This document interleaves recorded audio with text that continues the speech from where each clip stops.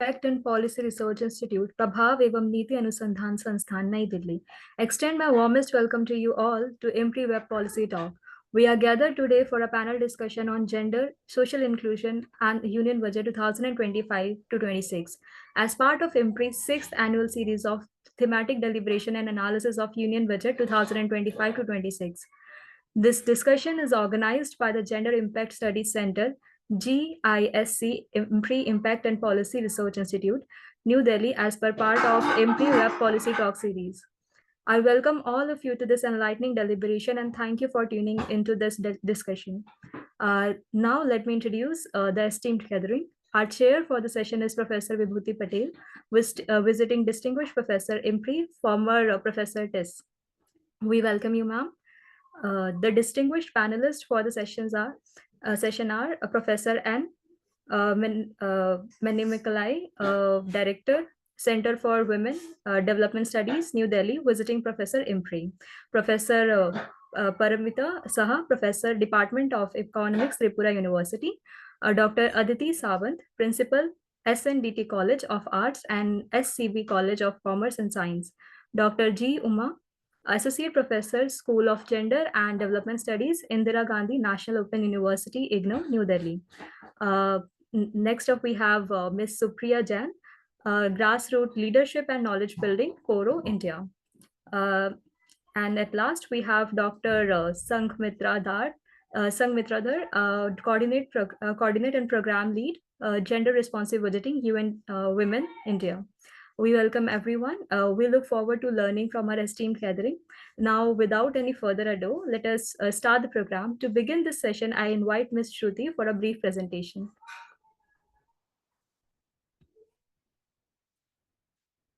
Can we have the presentation? Yes. Good afternoon, everyone. I hope it is clear and I am audible. Yes, Shruti, go full it's screen. absolutely clear. Yes. Go slideshow mode. Yeah. So, good afternoon, everyone. I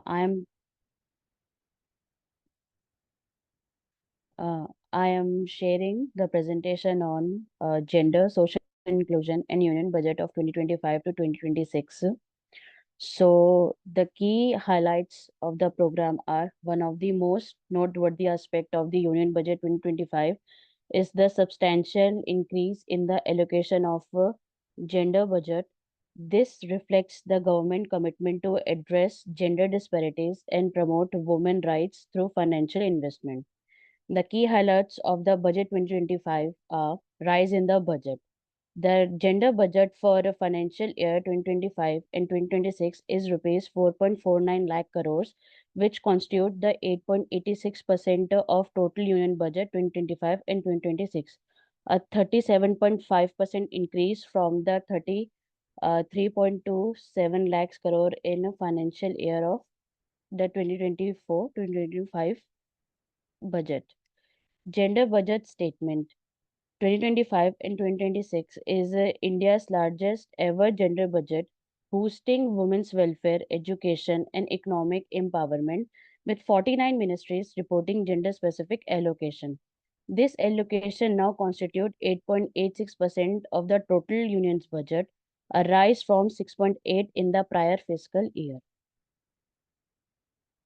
So, we have a breakdown in our budget allocation.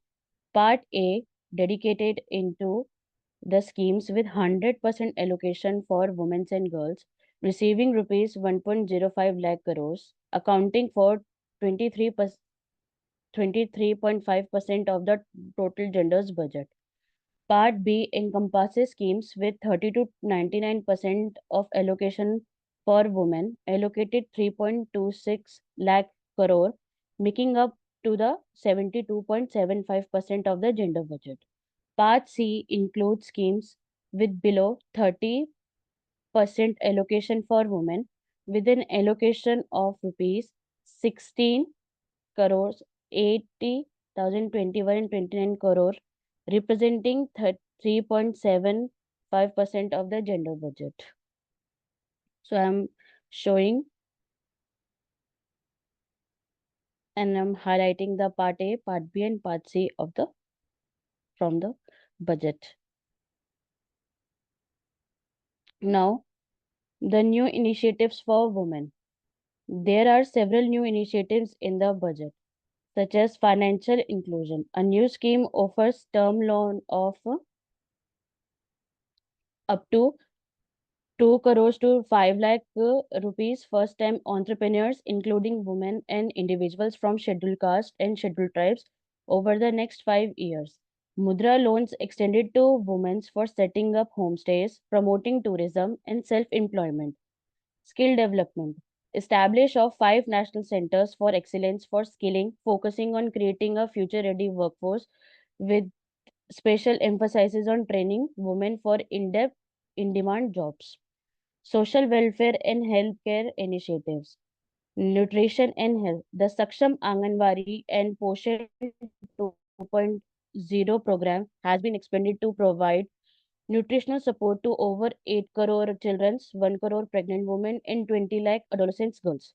Plan to establish daycare cancer centers in all district hospitals to ensure affordable and timely cancer treatment for women, especially in rural areas. Support for marginalized communities.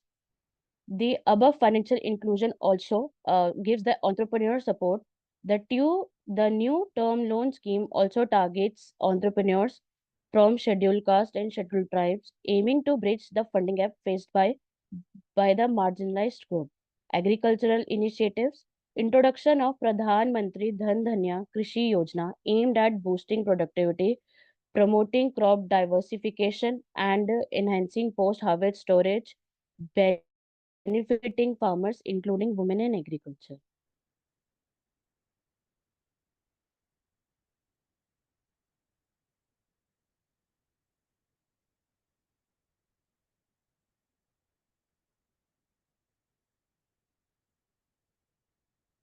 Thank you.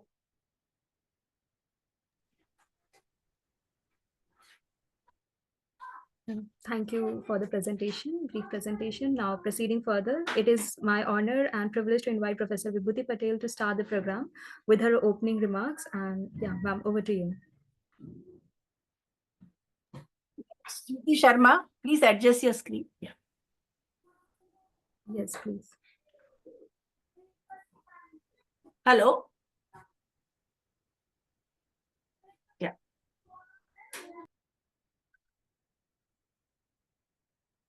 Yes, Vibhuti, ma'am, you go ahead with your opening remarks. Okay. Yeah. Yeah.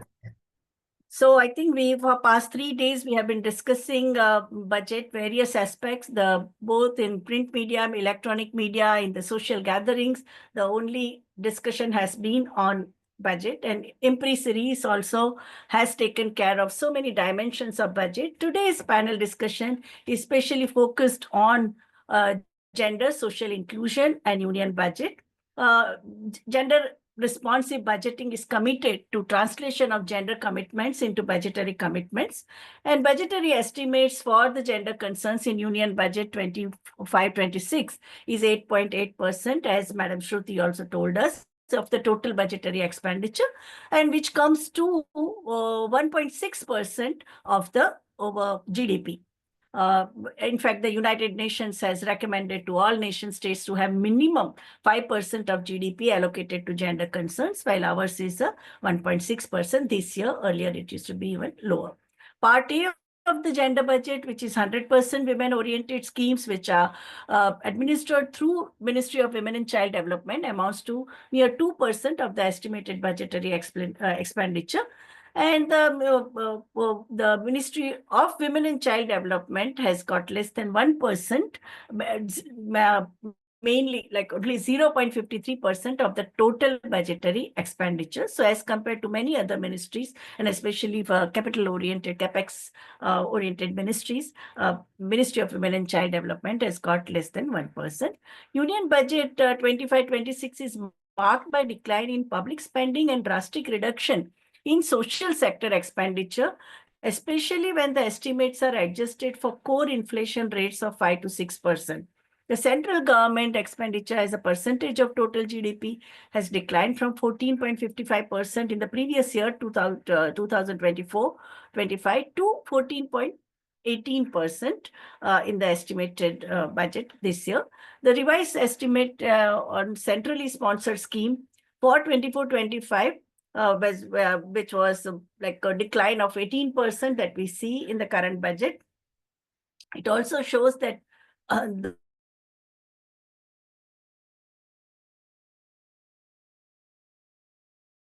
even in that, we find reduction. Budgetary allocation for school education, that was 3.16% of total expenditure, has reduced to 1.55% in the current year. And the same period, allocation for higher education dropped from 1.6% to now less than 1%. That means people will have to depend on the private educational institutions right from the preschool to university level education. Government expenditure on the strengthen the public health and the public that has also reduced from 2.31%, which was during the pandemic year, into 2019 to less than 2%. That means current year has it 1.9%.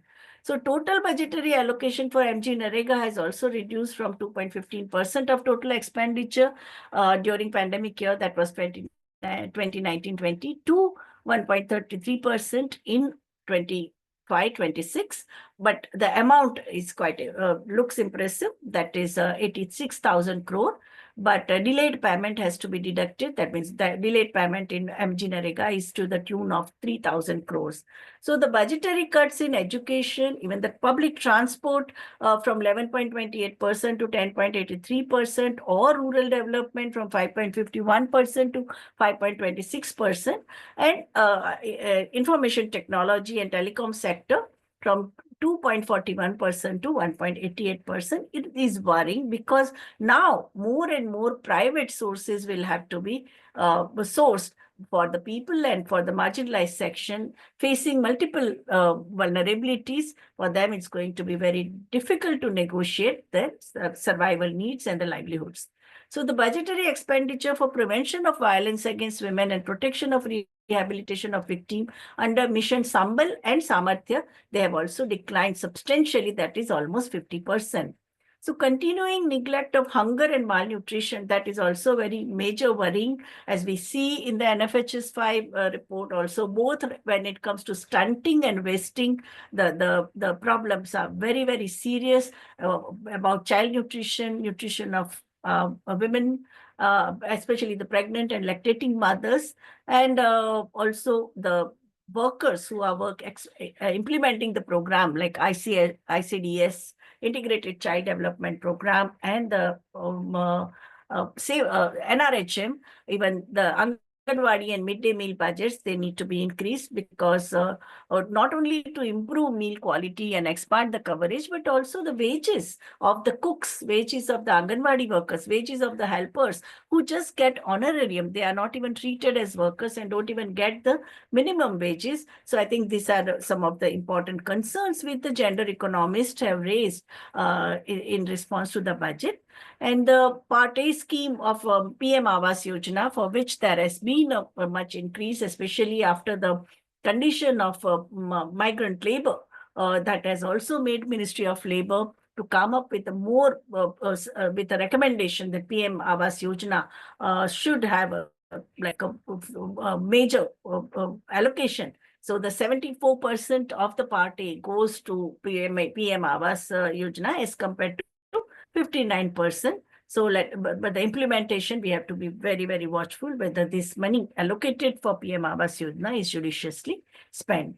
So, Finance Ministry has stated that employment will be generated and MSME, because the focus of current budget is ease of doing business, and that's why 48% of MSMEs which have shut down in the post-pandemic period, they need to be rejuvenated, and PM Swanidhi allocation has also been given for that purpose. And the National Assistance Scheme for the marginalized section, in that we are seeing major reduction, and the minorities budget has also gone down. The scholarship program for Dalits and Adivasis and minorities, they have also faced budgetary cuts.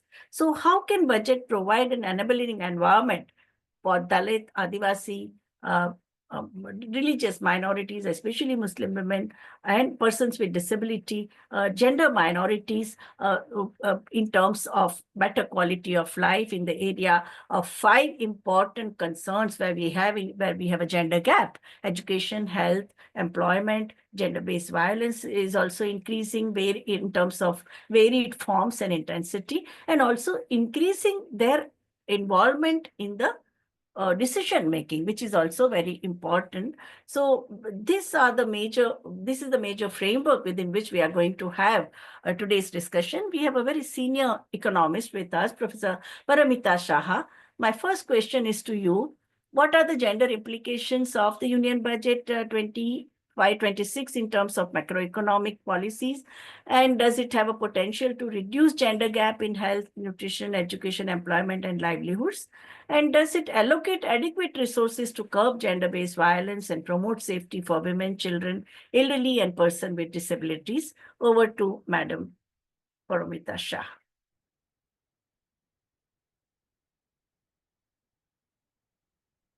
Yes, Professor Shah. Yes. I hope I'm audible. Yes, ma'am. You are audible. At the very beginning, a very good afternoon to you all. And my thanks to IMPRI and especially Professor Patel for having me here. Thank you, Vibhuti. Actually, gender budget is a part of the general budget. So I would like to place the concerns in the context of the union budget that is presented this year. The 8th budget in a row. This year's budget, in a way, carries forward from where they have left last year. Like last year, the concern remains the Gyan, the Garib, youth, Yuba, and Annadata and Nadi. And the finance minister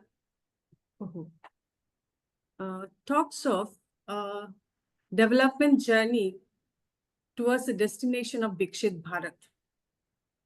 And in this, she talks about a few things. I like to start with the budget speech of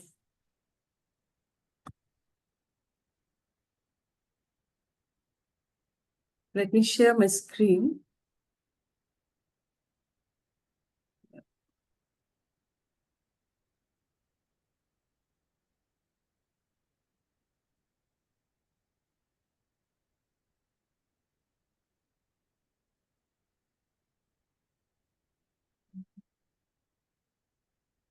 Are you able to share? I'm trying to find out where it is. Oh. That green icon you see with arrow? Yeah. Green icon there.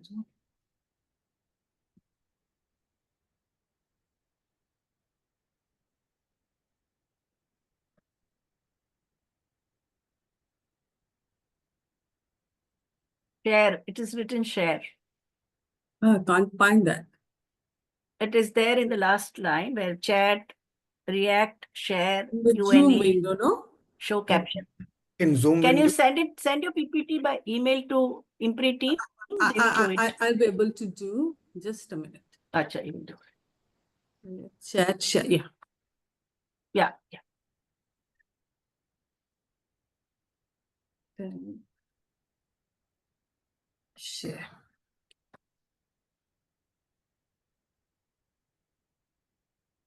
Yes. It is in working mode. You can make it. Yeah. I'm going fast. Yeah. Fast.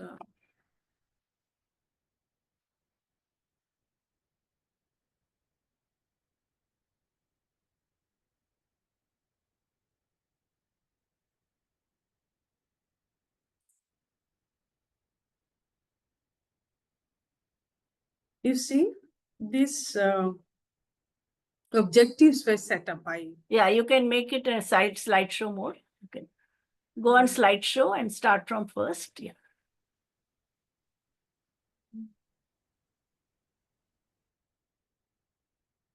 Slideshow.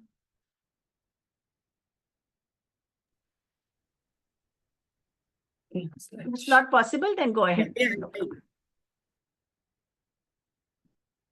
yes. Now it's fine. Yes, it is fine. Yeah. Yeah. Now, these are the objectives that the finance minister has set for the budget. Growth, inclusive development, private sector investment are common. We always find this. And now these two really, intrigues me. Household sentiments and spending power of rising middle class. What is this household sentiments? What does sentiments mean? Is it about some mood lifters that the budget is talking about? And what is the middle class? How do you know who are the middle class? These questions pending. Let us go to see what was the context in which the budget was placed. As I say, the focus was Garib, youth, Annadata, and Nari. Engines were to address this, the engines were identified as agriculture, MSME, investment, and exports. And the guiding spirit was inclusivity. To understand the budget, we need to understand how inclusive the budget was for the Garib, youth, Annadata, and Nari. What I plan to do is first take a look at the general economic environment in which the budget is tabled. My purpose is to understand how allocations are made in order to tackle economic and developmental challenges. The economic survey talks about, presented in the budget tip, notes that global uncertainties and conflicts are the potential challenges of the economy to the economy. It talks about the economic policy uncertainty index, which is very high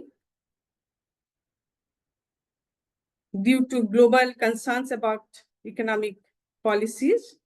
Similarly, World Trade Uncertainty Index has risen, driven by trade tensions and policy shift in major economies.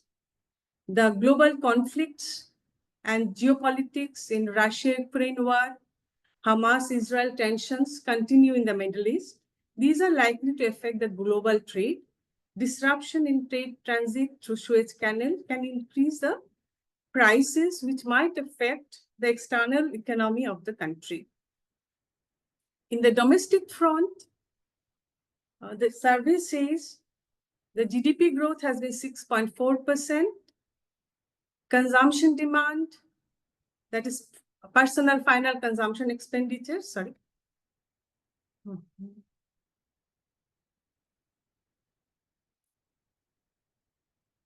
How do I go back?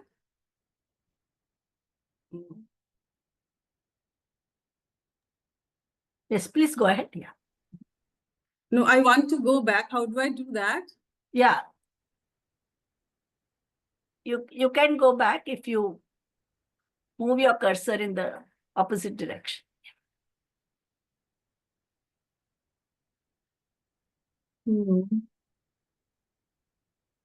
From the keyboard left or arrow also you can use. Keyboard left arrow, yeah. Yeah, thank you. Yeah. Then consumption demand, gross capital formation, and on the demand side and on the supply side, all have the services has increased as share of GDP, but it has increased at a much lower rate than the last financial year.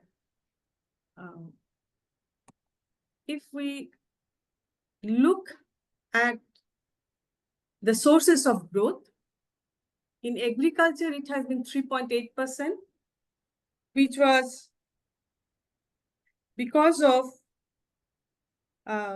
the consistently operating, it was consistently operating above the trend values.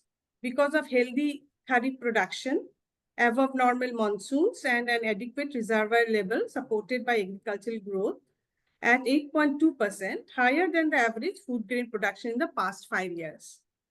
The industrial sector is estimated to grow at 6.2%. Strong growth rates in construction activities driven by infrastructure investment and housing demand and electricity, gas, water supply, and other utility services are expected to support industrial expansion. However, manufacturing exports slowed significantly low due to weak demand from destination countries and aggressive trade and industrial policies in major trading nations. Even then, despite various challenges, India continues to register the fastest growth in the PMI or Purchasing Managers Index.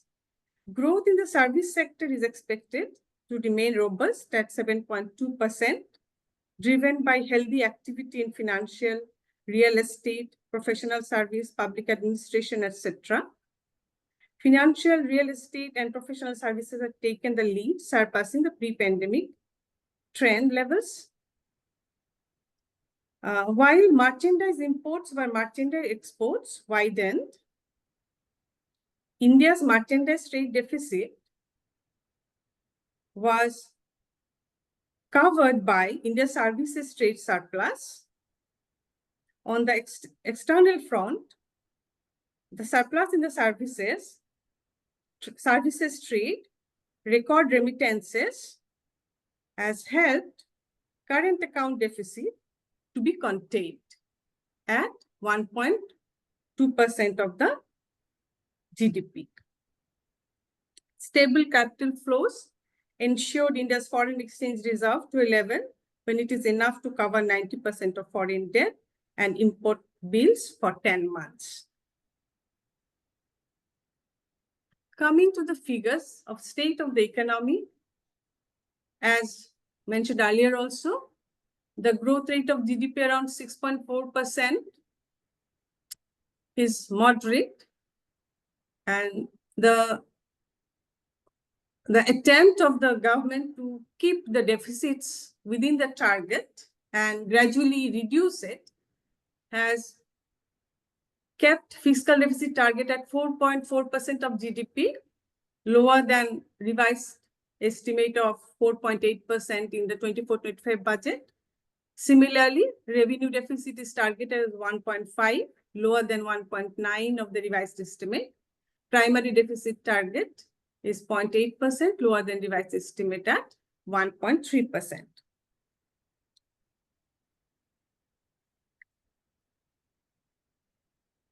Government expenditure is 7.4% higher than the revised estimate of 2024. Factoring in inflation, expenditure growth is not much. Capital expenditure expected to increase by 10.1% over the last year's revised estimate. Revenue expenditure to increase by 6.7% over the last financial year. Now, fiscal deficit is an indicator of borrowings by the government for financing its expenditure. While revenue deficit is the excess of revenue expenditure over revenue receipts, such a deficit implies that the government needs to borrow funds to meet recurring expenses which may not provide future returns.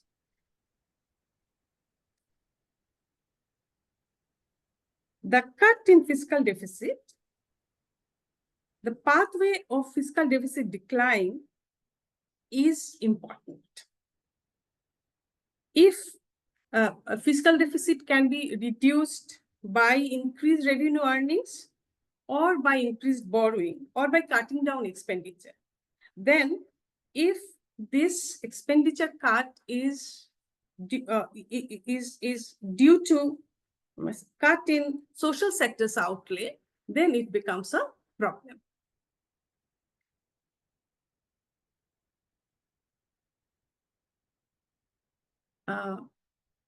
Now we can take a look at the different revenue sources.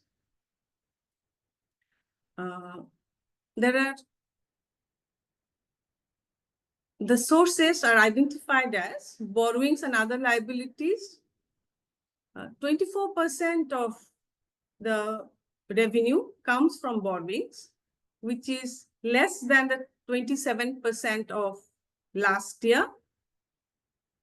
Income tax contributes 22%. It has increased compared to last year's.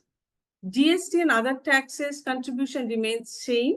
In all other taxes, corporate tax, non-tax receipts, excise duties, customs duties, non-debt capital duties, all remains similar as the last year content.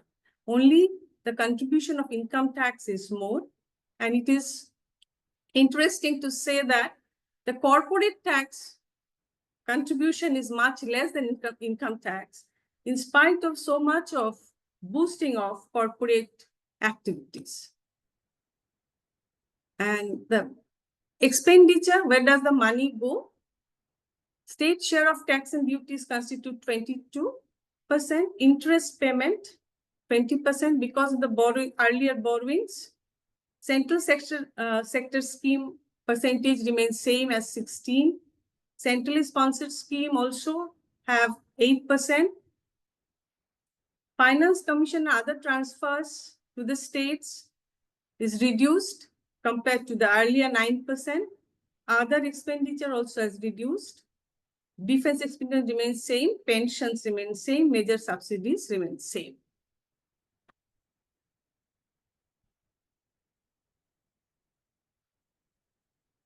At each budget, some promises are made, and then in the next budget, the new projects come in. If you would remember, the last budget, there were employment-linked incentives were announced.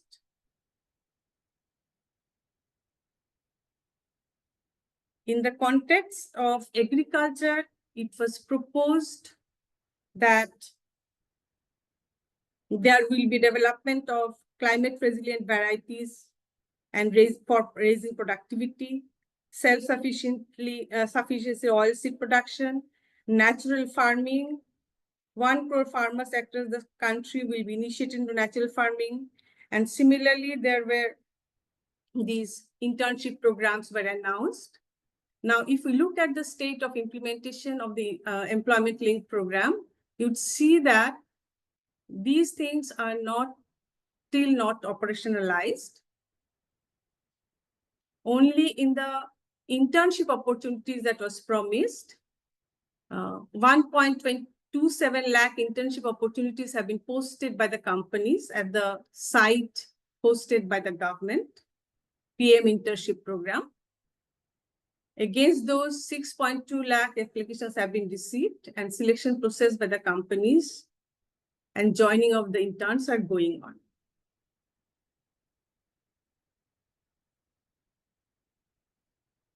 And women-led development during last financial year, it's 6.8%, which is expected to rise in this budget.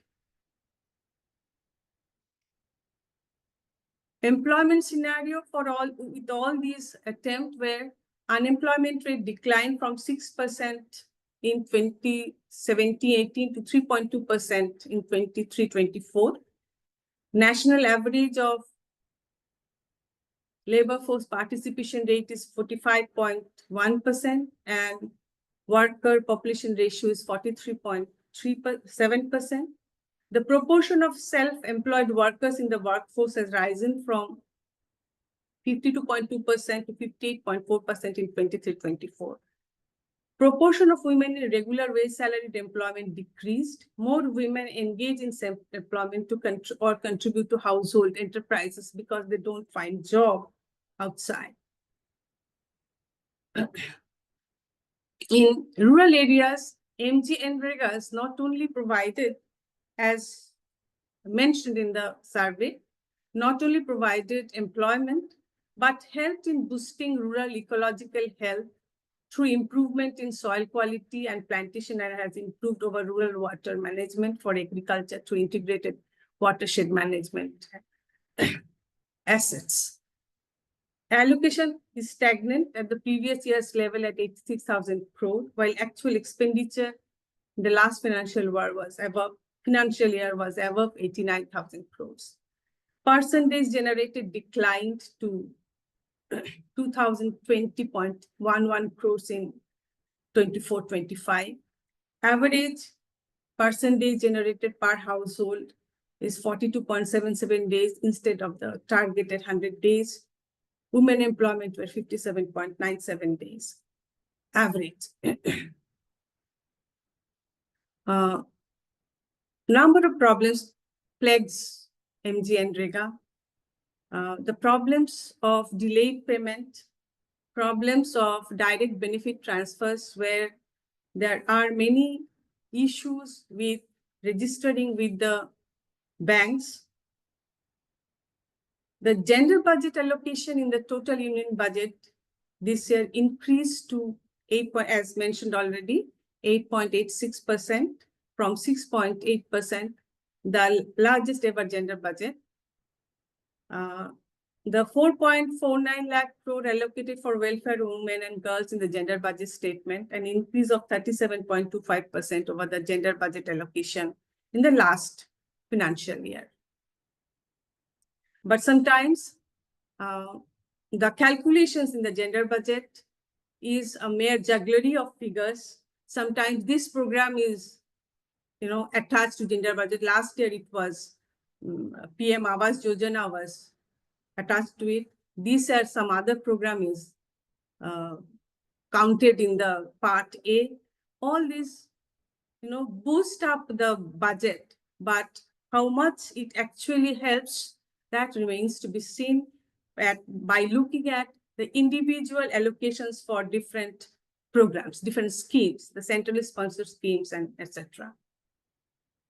Health, education remains most important for women welfare. This year's allocation to the Department of Health and Family Welfare shows a 10.8% increase from the revised estimates. Department of Health Research gets additional 39,000 crores. The schemes for medical tourism, medical education, daycare centers for cancer patients, healthcare benefits to nearly 1 crore platform workers through Ayushman Bharat was announced. However, it is painful to see that senior citizen health insurance scheme received no allocation. And then there was this talk of custom duty exemption of 36 life-saving drugs for rare diseases like cancer and chronic conditions. Here we must realize that these life-saving drugs are exorbitantly priced.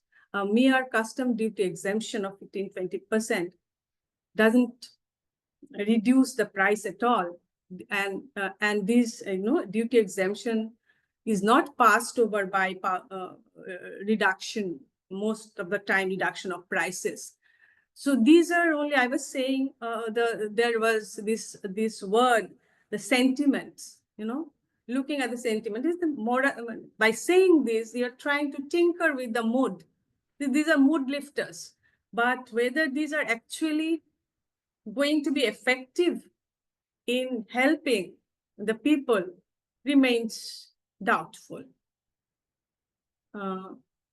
Then I was looking at the central sponsored schemes. In Sakshan Anganwadi, these were discussed already. So all shows marginal, very marginal increase, which if you consider the inflation rate is no increase at all. So these are the figures that schemes, social the social sector schemes, scholarships and all. I don't want to read out the figures, since you can all see here. Yeah.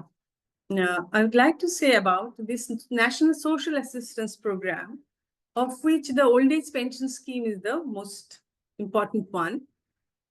It received the same budget this year also, which is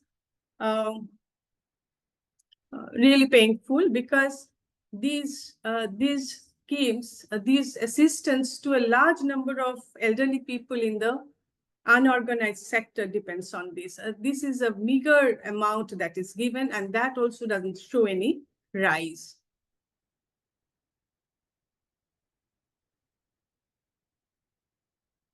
Then for the cities, there were some programs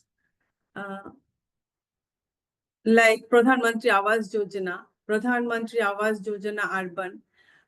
These red dots shows that the allocation hasn't increased, and the green dots are new schemes. And these two, Deen Dayal Antyodaya Yojana, National Urban Livelihood Mission, Deen Dayal Jan Ajivika Yojana, Shehri, and Smart Cities Mission are not being continued. They have received no fund. Allocation to select departments in crores. Now, instead of schemes, I was looking into the allocation to different departments. All marginal shows marginal increase. I think I should end here.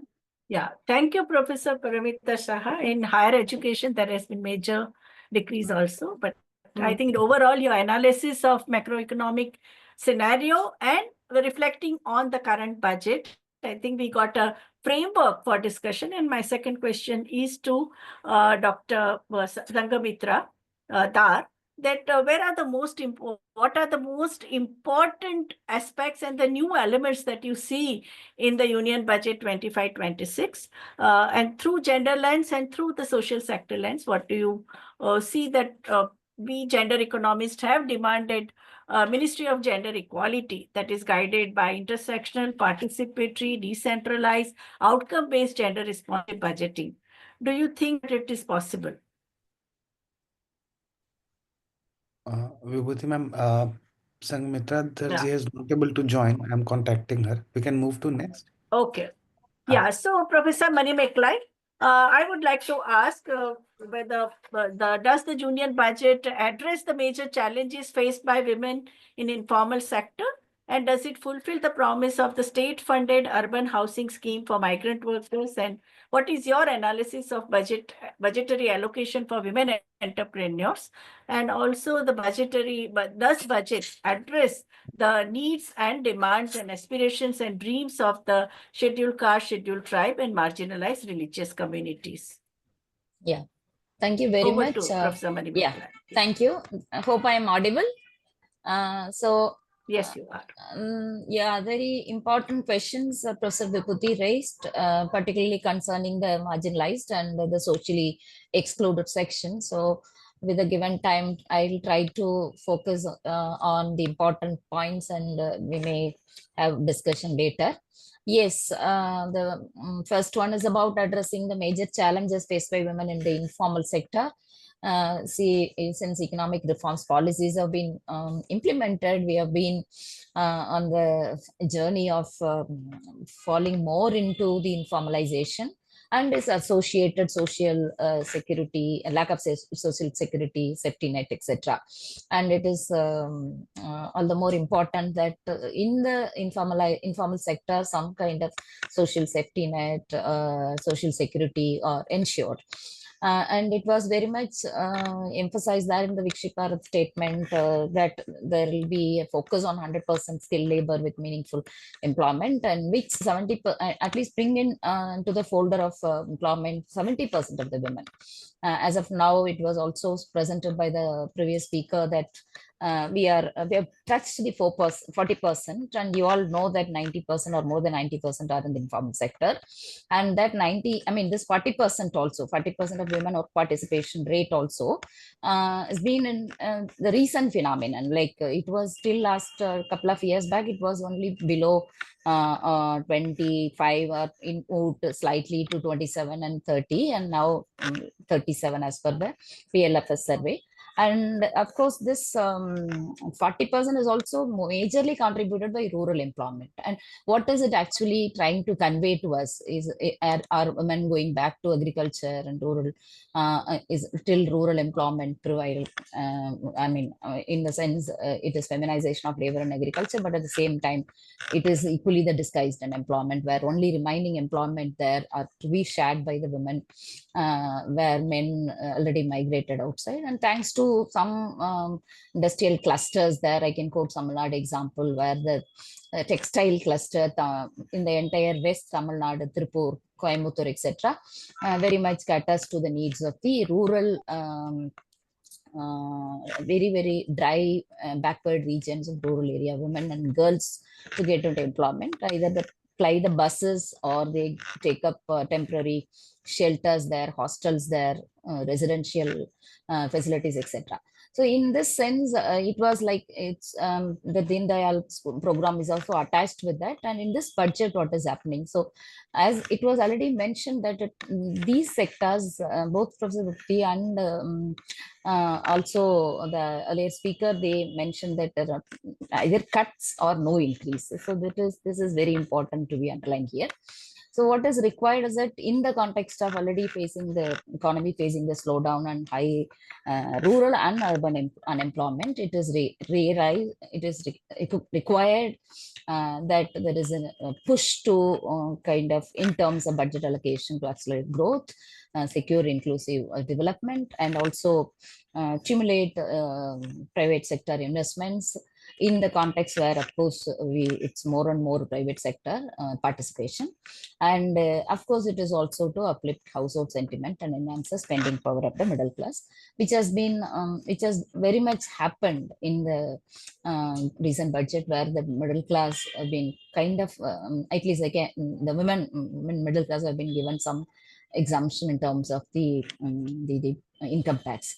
But there is also other dynamics to be discussed, which needs to be seen in a perspective. Like on the one hand, you have increased the limit, like up to those who are earning up to 12 lakhs per annum need not have to, or exempted. But at the same time, it will also have a cut on the social sector, as we already observed that there will be a cut, and already been also informed that there are cuts both in the education, health, transport, etc. Very important, prominently important, and needy sectors there is a cut. And where some of the sectors where there is an increase also very much exhibits kind of stagnation, or the absolute increase is there, but not in the real terms. So given the inflation, as it was already pointed out, it is very much required that it's not just the absolute increase in the allocation, but the real. So that is also missing. And there are a lot of issues concerning with the protection and safety net in terms of getting the workers under the folder of any social protection for the domestic workers, ASHA workers, Anganwadi workers, because they are kept as informal sector and putting out system like casual laborers, and they go to work, they will, otherwise they won't. So there are a lot of claims by the government that they will try to attend the women, young farmers, rural youth, marginal small farmers, and landless families, where the informalization is very much emphasized. And they will try to cover 5 lakh women under this comprehensive multi-sector rural prosperity and resilience program, etc. But there are 2-3 issues. It was already mentioned that the Mahatma Gandhi Rural Employment Scheme, in which the gender budget allocations, in absolute terms, it has increased, but in real terms, it is not.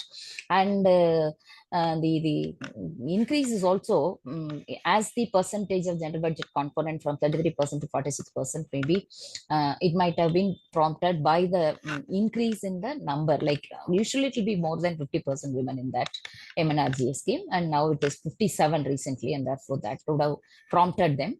And there are also one important area which I want to touch here, both in the rural and urban context. Home-based workers using the social media or any other platform, digital platform, they are engaged in self-employment. So this is the era of self-employment, where we are moving far for a head and decline in paid employment or wage employment. And of course, equally is the unpaid work, which is recent PLFS survey also is quite contradicting that there has been increase in employment and increase in unemployment also. So that in a way informs that the unpaid work has been included there in the collection of data, but it is not paid, and therefore it doesn't reflected in the reduction in employment of unemployment. So these three important areas, and of course street vendors who also belong to this informal sector under the Atmanirbhar Nidhi scheme. They try to kind of provide a revamped scheme for the street vendors to access to enhanced bank loans. I am trying to bring the home-based digital and the media platform workers also there. There are many, even in the apartment, people sitting at home doing some business, right from food-based to other, which doesn't come under the count of the enterprises at all. And there is a need to also collect and provide some kind of support to formalize them. That is not much discussed. Then also the unified payments interface link credit for the with the limit of 30,000, which and with the trying to connect to the capacity development it had also been mentioned there. So these things, of course, there are a step forward, but at the same time, how it will be implemented, whether it will be able to, because one gap which I wanted to earlier mention is that we have a gap in terms of, we allocate.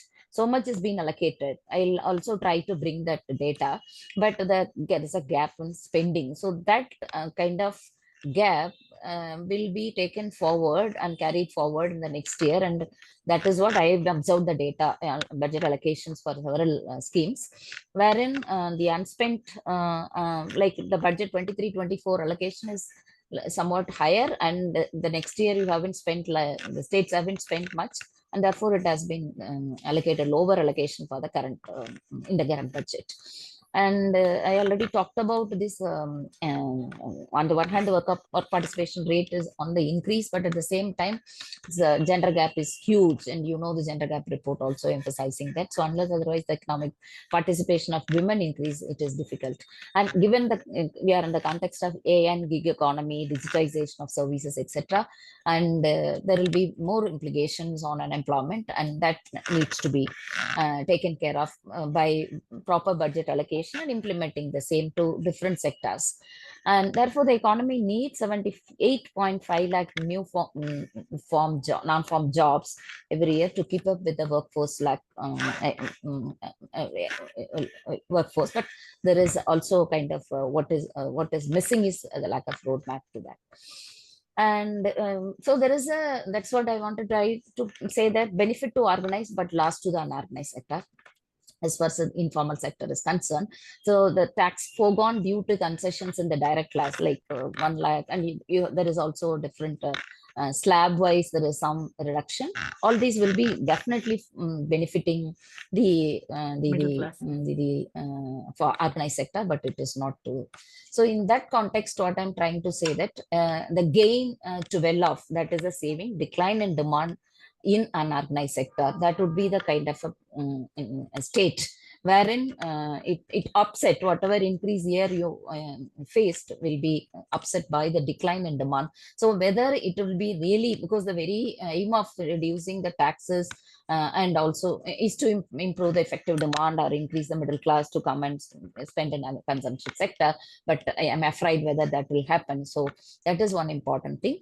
And also, as it was already pointed out, that the gig workers and entrepreneurs will be issued with the health insurance ID cards. But more than these two, I do welcome this, but more than that, we have to have labor reforms, labor market reforms where safety net is very important.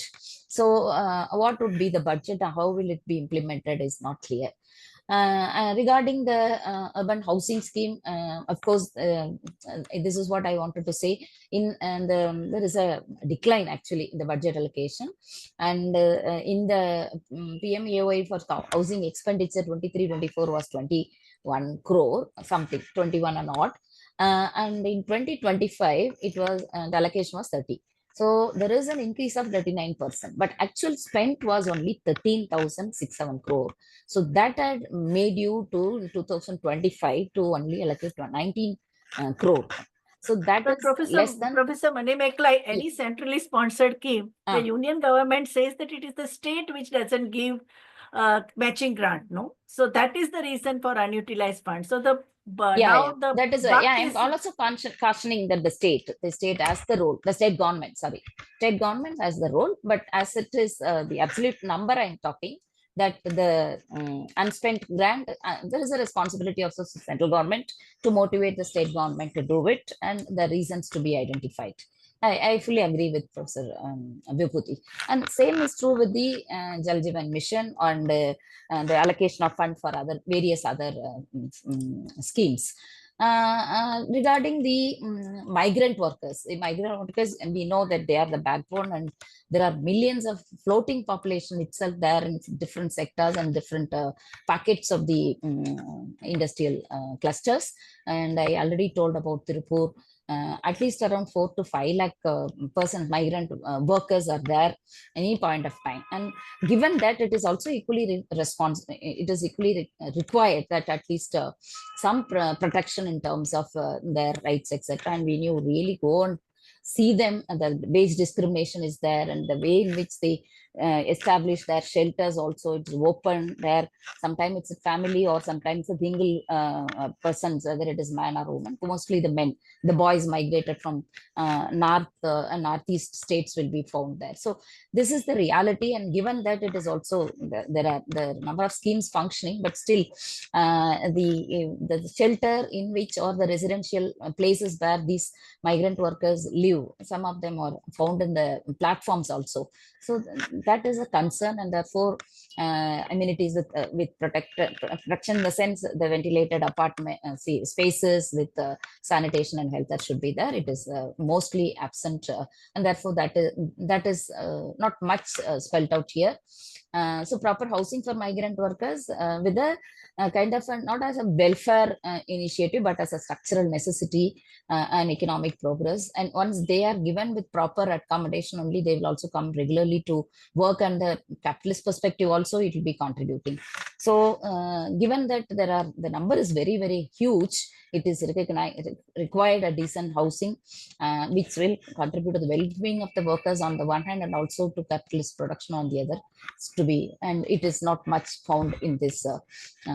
I can say that there is a special window for affordable and mid-income housing fund to provide access to low-cost housing is there, but it doesn't much capture the requirement for the migrant workers, because here the discussion is on migrant workers. So and there are a number of other initiatives with the Urban Challenge Fund, and also SWAYAM, the single window affordable scheme, etc. But it has to be an affordable rental housing complexes also. So the literature informs that there are a number of in the west and also our own neighbor countries in the South Asia that there is affordable rent housing complexes. So particularly at least in the industrial clusters where huge number of migrant workers are there, in lakhs, they have to be provided with such facilities in order to increase the productivity and also their well-being.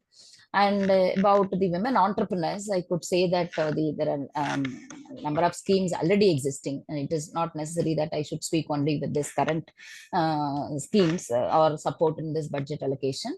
And Mudra Yojana is really helping, because I have been working on women entrepreneurs and several women in the petty trade, from the street vendors to minimum tailoring shop kind, and trying to see the scale. The micro enterprises are really utilizing this opportunity, but still there are lack of awareness on the one hand. And also, even if it is at least 50,000 to 1 lakh, the banks, of course, they are not supposed to ask for the collateral, etc. But when you being women, you go, it is though it is mentioned here as up to 10 lakhs, this Mudra Yojana can be given if some backup is there from the family members, including the spouse or any other source, or you have any collateral, then it is easy. But still, this Mudra Yojanas contribution is good for the past few years. And therefore, the challenge that the women face in the entrepreneurial landscape, which originally we were thinking that it is capital, and it is now not only the, capital to certain extent being addressed by this Mudra Yojana for the micro enterprises. But this year it was told that it will be like capturing the new and first generation entrepreneurs. This is very, very important, and it is a welcoming trend. It will be kind of helping the marginalized also. So women and marginalized sections are not only covered. I should also underline here that 90% of female entrepreneurs, according to IFC report, never been borrowing from formal financial institutions. So this is one of the major issues of concern as far as women entrepreneurship promotion is concerned. So they either rely on the traditional money lenders, or just use this now the MFIs, who are also equally like the old money lenders, and they feel that in terms of structural or the transaction cost, it is very, very easy. And therefore they rely on, because when you go to the banks or any other formal credit organization, it's very difficult to get the formalities or the procedural bottlenecks.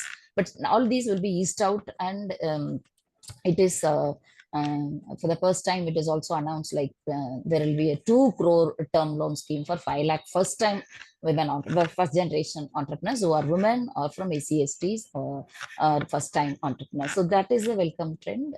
But how it will be reaching them? Like the scheme has been announced several days, as it was pointed out by Paramita Saha professor also, that the kind of schemes you announce will be very, very attractive. Whether they will be implemented or it will be reaching to the extent it was like told there or presented there in the budget session, all will be the question that we need to. So 2 crore loan, the maximum means you all know without any explanation to whom it will go, because we are talking about the whole lot of micro enterprises where even taking 5 lakh or 2 lakh or 3 lakh credit itself is a challenge. And therefore this is a huge and big announcement that they will take care of a 2 crore term loan. And we already have, I can give an example there in Tamil Nadu. There is one scheme called NEETS, New Entrepreneurs with Enterprise Development Scheme, where 50% of the loan should go to women. It was emphasized when Ms. Jayalalitha was the CM. And it was like 5 crore, up to 5 crore. Here we are talking about 2 crore. So up to 5 crore they can, but hardly any 5% of the women could avail that, and very often it stay. So this bottlenecks, no, that should be first understood, and why women are not able to, and what is the actual underlining and root cause issues that is to be identified before.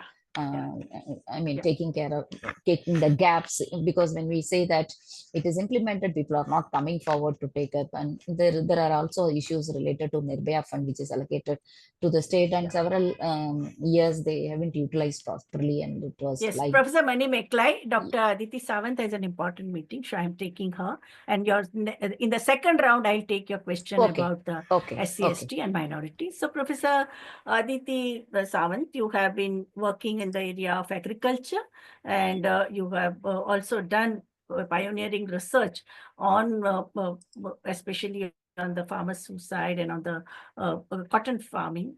And I would like to know from you how the farm sector has been impacted, and what will be the overall this thing about the farm sector. And also you are in the educational institution, you are in the Women's University.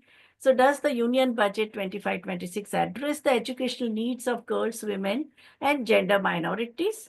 And being in the Women's University, according to you, what is the topmost priority of the Union Budget for addressing issues of girls' education from pre-primary to the higher education? Over to Dr. Aditi Sawant.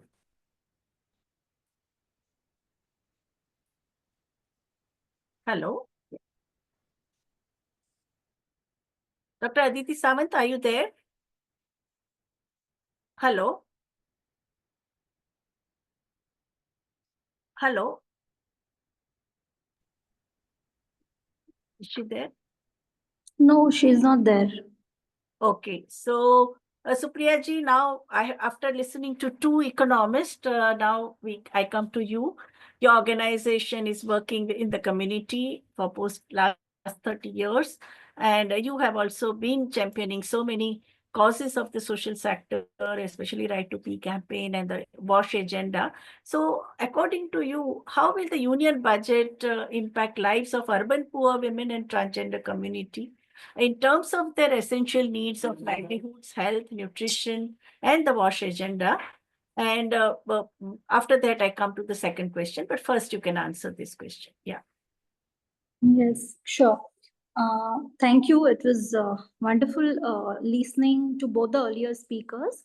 And as the framework has been clear, I was when the budget came, I'm just trying to find out about all those issues that we work on the ground. What are the provisions that are being made? And frankly speaking, I'm finding it little difficult. Because budget introduces schemes for rural women and first-time entrepreneurs, but the overall financial commitment remains modest.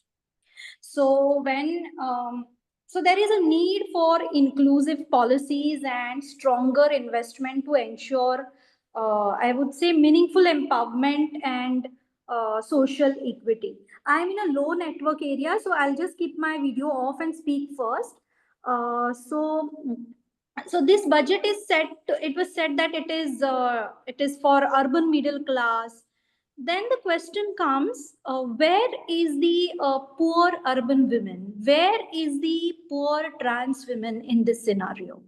So as per labor bureau data and a declined real monthly income as indicated by economic survey 2025, the women and the marginalized section, they are not only economically backward, but they face gender and social discrimination.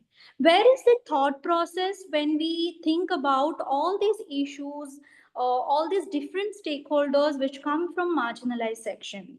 And at one end, we say that Constitution provides right to equality to all. And when we look at the budget, there is no adequate focus on women and marginalized section. We've been talking about women entrepreneurs from SC/ST communities. I'm trying to find out where are the provisions from nomadic tribes, denotified tribes, primitive tribes. Where are these women? Are these women in our periphery? Where are they? I'm trying to find out this. Although we've been saying that there has been 3% increase in the WCD budget, there has been oversight remains the lack of investment in gender sensitive public transportation, which 91% of urban women find unsafe and unreliable, which limits their access to employment. Then, or safety, workplace inclusion, urban unemployment, all these issues like where do we search for these things?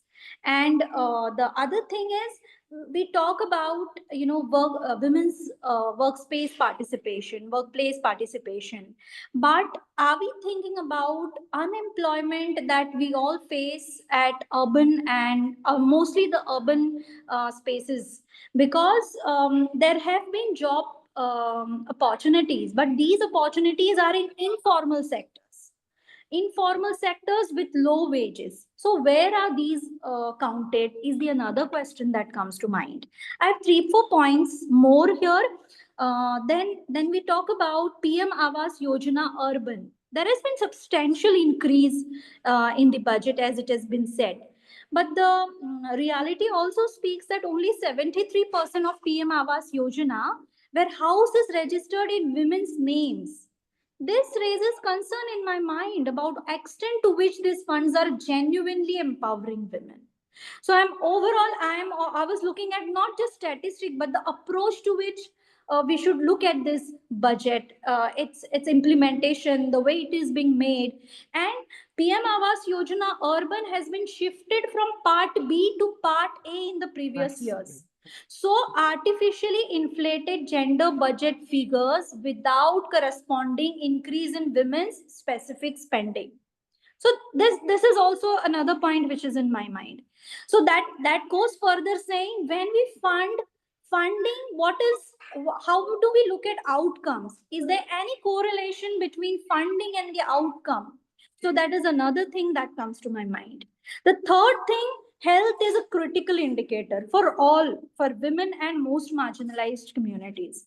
And we talk a lot about women-led development. And this year, the budget reflect increment progress in key areas. Say, for example, Saksham Anganwadi and Poshan, Ayushman Bharat, and all these, and also menstrual hygiene. All these things, Saksham, Anganwadi, Ayushman Bharat, Poshan, menstrual hygiene for women, they all come at part B of the budget. So part B talks about 30% of the overall that section's budget. So the question comes, what is the actual impact on the health of the women if it is this much amount is spent, and when we think about these important factors in part B of the budget. The fourth point that comes to my mind is National Health Mission. ASHA workers, they are actually holding the health system of our country for last 20 years. So are we thinking about safe working condition for them, or their issue of their honorarium still continue to be an issue of demonstrations and andolans and things like that? So that question comes to my mind. Another fifth thing is about, we've been talking about education for all, but when it comes to education, housing, health, we are talking about women, but women is not a homogeneous category. We have to think about all women, women coming from different caste, women coming from different religion, and the kind of a social discrimination each of the section of women they face. And the most important, which is always forgotten, is the trans community. So I will later on I will talk about it. But deficit in government school into school infrastructure is another point that needs to be highlighted. I was thinking that we need to highlight that point.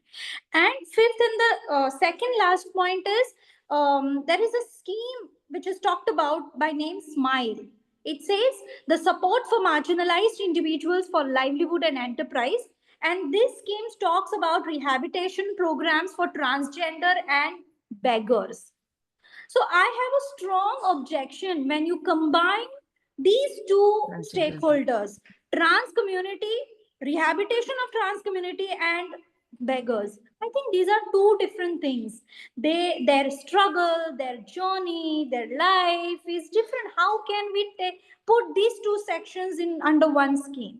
So that itself poses a question that we talk about. We have a global gender gap. We have our gender budget index is low. But we have to think that economic empowerment is multifaceted. It has to go beyond financial support. And while giving that financial support, what is our approach?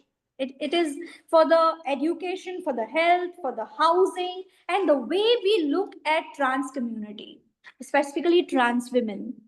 So these are the questions. And lastly, it also talks about when I come from a WASH sector that we work on for women, children, specially able, and all other trans and all other sections of the community. The question is 130 crore has been announced for promoting mechanized sanitation work. I mean, I'm working in this sector for last 16 years, but it has never, how this will be implemented is the question that comes to my mind. We have a law banning manual scavenging, but what is the status today?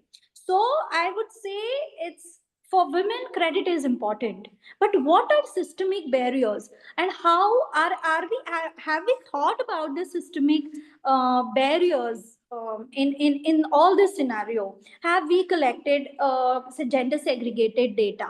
How are we going to track the progress when we don't know what is the gap which lies beyond?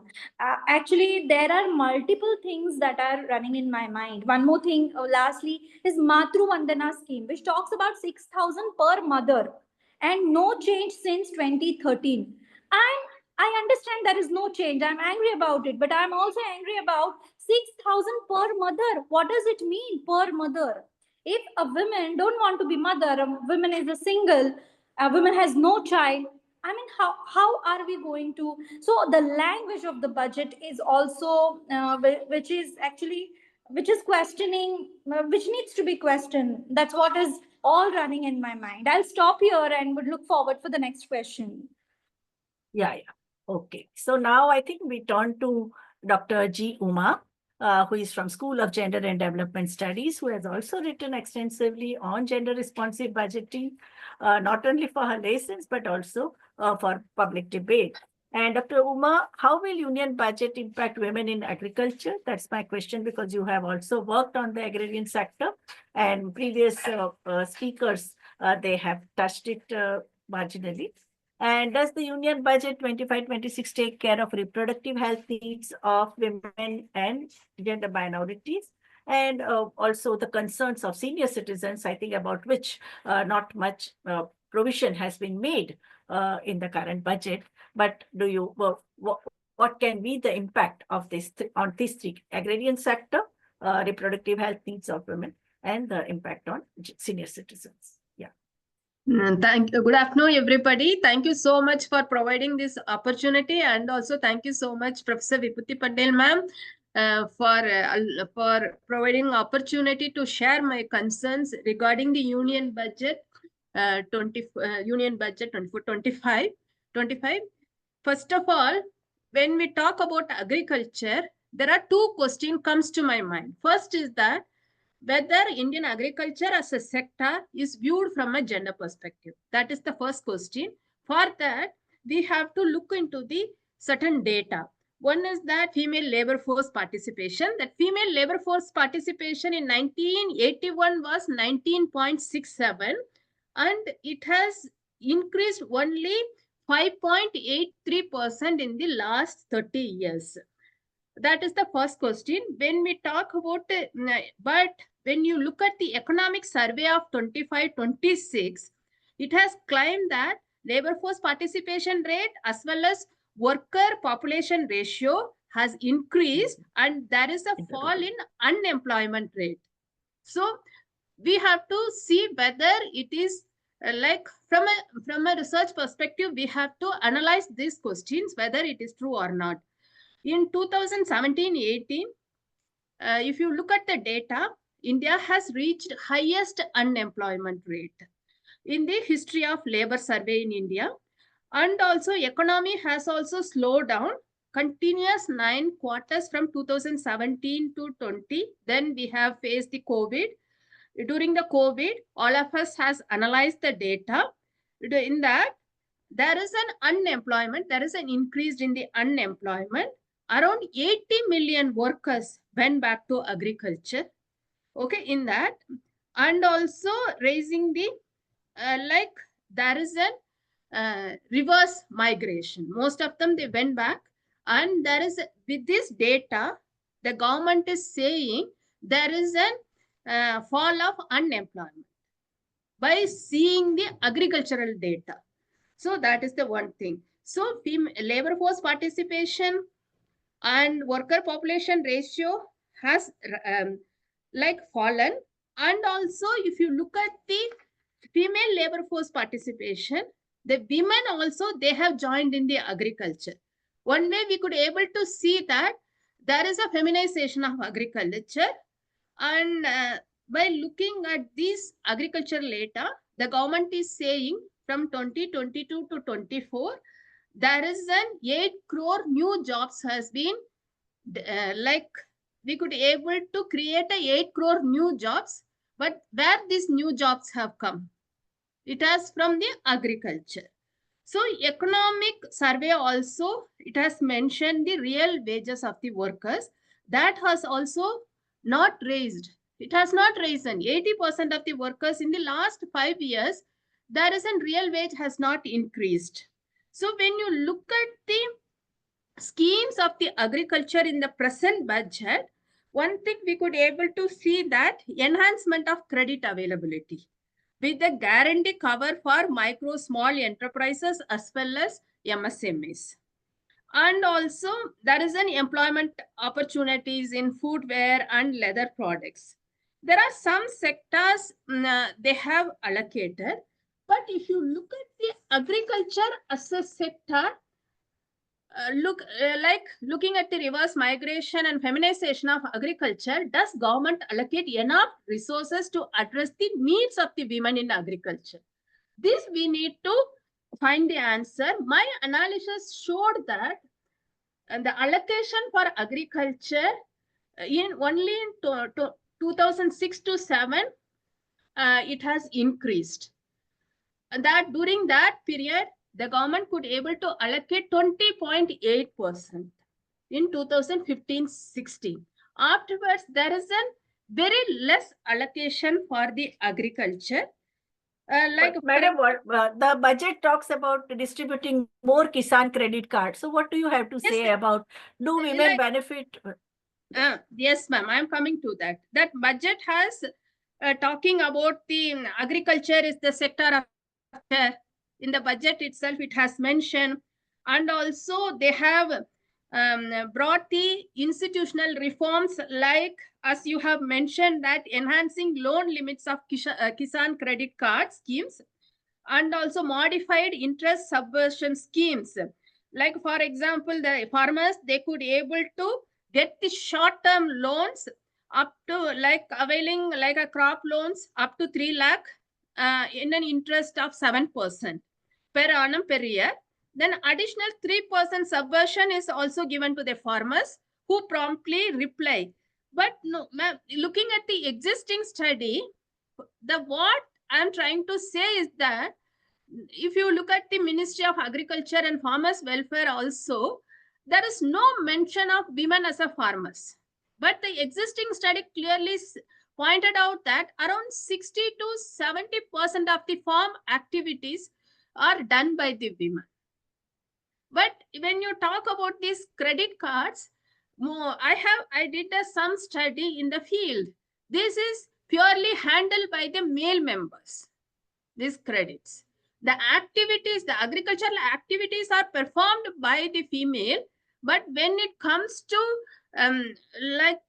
resources, it is controlled by the male. That was not addressed. Nowhere in the ministry as well as in the budget, they have not considered women as a farmers. The specific schemes, they considered without like a gender neutral terms, they are using a farmers. That is the first concern. Then access to affordable loans for the critical farmers.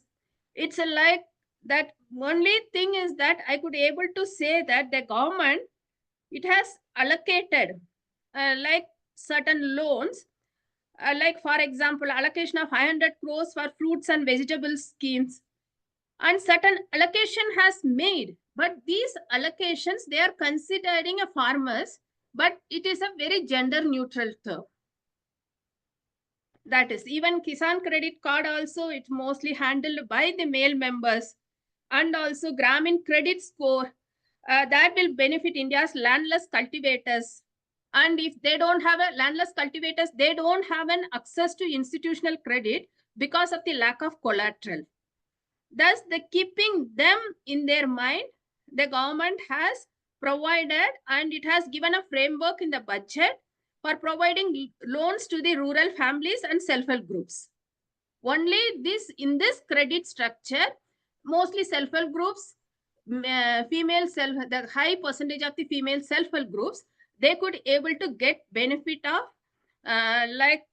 from this scheme. That is Gramin credit score, that will benefit the landless farmers, specifically on self-help groups. That is the thing. As well as the budget has announced 2 separate missions. One is for pulses and other is for like self-sufficiency, Atmanirbharta, self-sufficiency, that within 6 years, the government is expected to self-sufficient as far as pulses are concerned. But if you look at that, the 46% of the workforce are in agriculture, and it is highly feminized. And if you look at that, agriculture and allied sectors, they got only 0.36% increase in this budget compared to previous budget. As far as social sector is concerned, it is only 0.19% increase. Health, 0.05. So agriculture, if you say that, like loan limit has modified, there is an increase in the loan limit from 3 lakh to 5 lakh for the Kisan credit card. And for there is a new scheme called Makana Board. It has got 100 crore. It's specific to Bihar, as well as there is a women's role in agriculture, fisheries, and dairy has neglected, and there is a negligence of minimum support price in a. And also, Madam, handloom board, but like Yeah. after agriculture, handloom is the most important sector for women's employment. That was Yes. also disbanded during the pandemic. So when you Yes. have a Makana board for one state, why not Yeah. handloom board, which had a jurisdiction of all India jurisdiction? No, it would Yes. have like millions of women's lives are affected by handloom Yes. sector. Yeah, That yeah. is that. For example, if you talk about the agriculture, from sowing of the seeds till the harvesting crops, women are highly involved in every activities, but the institution itself very patriarchal. That is not reflecting in the budget. That is my concern. Like even also state is also failed to recognize the feminization of agriculture. That the same patriarchal attitude is reflecting in the minds of the policy makers also. As far as health is concerned, you have asked me second questions with regard to health, like specifically on elders as well as reproductive health. Quickly, I will, like whatever I have analyzed, quickly I share my thoughts. Then when we go for a discussion, I could able to share more points as far as agriculture and health is concerned. There is an increased support to establish the infrastructure and expansion of health workers, that is. And also, like the budget has aimed to make us life-saving drugs for treating cancer and other rare diseases. But here one question is, how far these budget concessions will get benefit of the patients? Whether the particular drug industry, whether they will allow this concession to like whether these patients could able to access these concessions. That is my questions. As well as coverage for health insurance. And more second significant thing is that there is a private sector led medical tourism, but here the budget totally neglected the primary health care, and it did not get any support. Whether when you asking about the elderly health as well as reproductive RCH, that is the primary healthcare support is very important. That primary healthcare institutions are the significant institutions provide the RCH as well as the elderly healthcare. Like for example, child nutrition program got needed support, but adolescent health and adult nutrition did not get any support in the budget. That is, we need to mention. Like there is an increase in the budget envisaged to increase 75,000 more undergraduate seats for medical education. But these undergraduate seats, after completing their graduation, will they able to go to the rural area or work? Like whether they could able to provide the primary health care for rural population specifically, who are not having an access to healthcare facilities, women, marginalized sections of the population, will they able to healthcare? That is not neglected in the budget. Merely 9.7% increased allocation as far as Ministry of Health is concerned, but National Health Mission got only 3.77%. NHM is the significant institutions to provide the RCH, as well as it is the significant institutions to provide the elderly care, as well as women and marginalized sections of the population, but it has got only 3.77% increase in the budget. More on like curative care, then promotion and decrease, like disease prevention. That is more important. Disease prevention and promotions are more important there than in the curative care. The budget concentrated more on the curative care rather than promotion and disease prevention. So this is the significant few points I could able to share. Now, when we go for a discussion, ma'am, I could able to share more on share more on these sectors, agriculture and elderly care as well as RCH. Yeah, thank you all five of you for giving such a reflection in a very, very sharp and clear manner. First, in the second round, I would like to ask all of you one important question which the gender economists have raised, that we need Ministry of Gender Equality to be guided by and also with the vision of intersectional, participatory, decentralized, outcome-based, gender-responsive budgeting. What do you think that such ministry, if it is established, shall we have a more pointed this thing? That I will leave it. But now we have Dr. Aditi is also with us. So my question about the education sector, that Dr. Aditi Sawant, you have been with the Women's University. So what are your views about the current budget so far as the education sector is concerned? Please change your name also. It shows Priyanka Negi. Yeah, so write your name. Thank you, ma'am. Yeah. Thank you for this opportunity. So I would like to share my presentation. Yeah.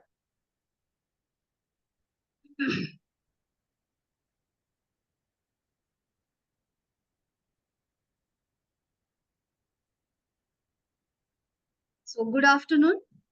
My special thanks to Professor Vibhuti Patel for this invitation. Today, I would like to speak about gender and social inclusion, and especially from the educationist point of view. So, I have identified certain areas on which I would like to focus.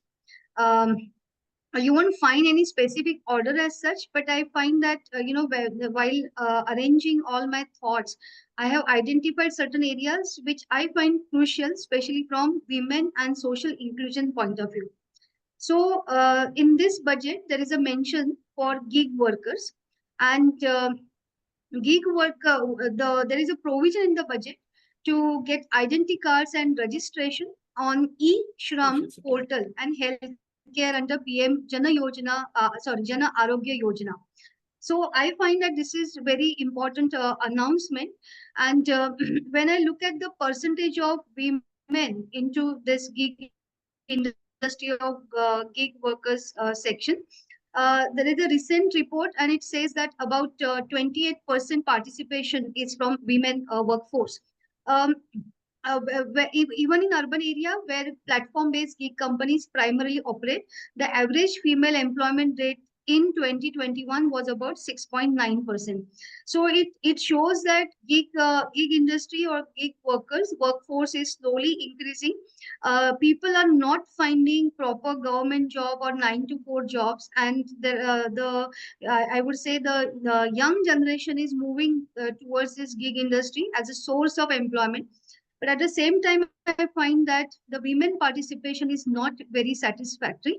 But with the announcement of registration of e-Shram portal, if women can get this kind of registration and some assurance from the government, then I find that yes, there is a possibility that women workforce will increase in this category.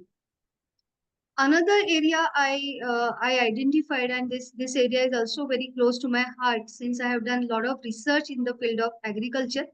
So I find that there is a lot of scope, especially in agro-tourism, agriculture and tourism. And there are certain policy announcements in the budget.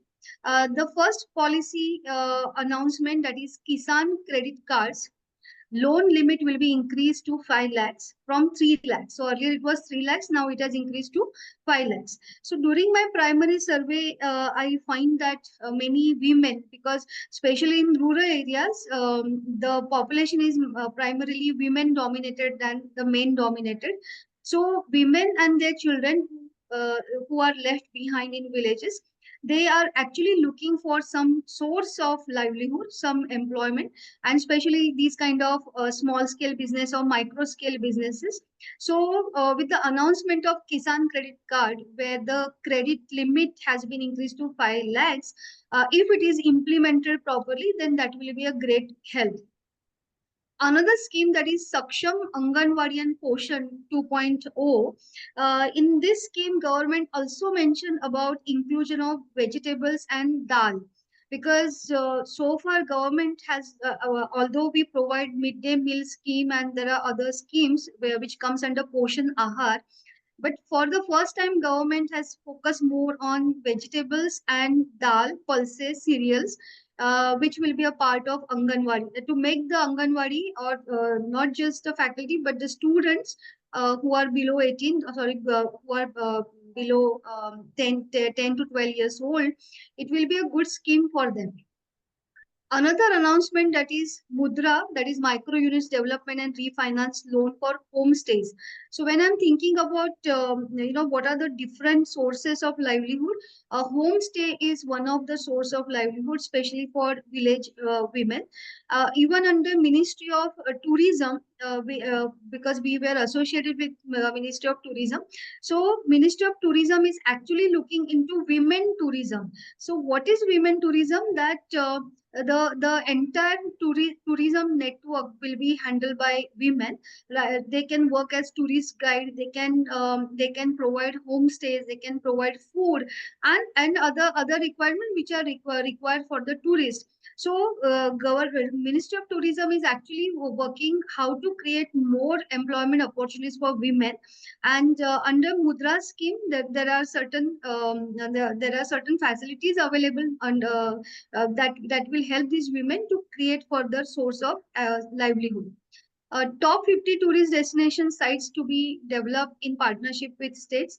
Ease of travel connectivity to tourist destinations. I just mentioned in my PPT, but my main point over here is to check and explore that what are the new opportunities we can explore for women, because they are really looking for new avenues.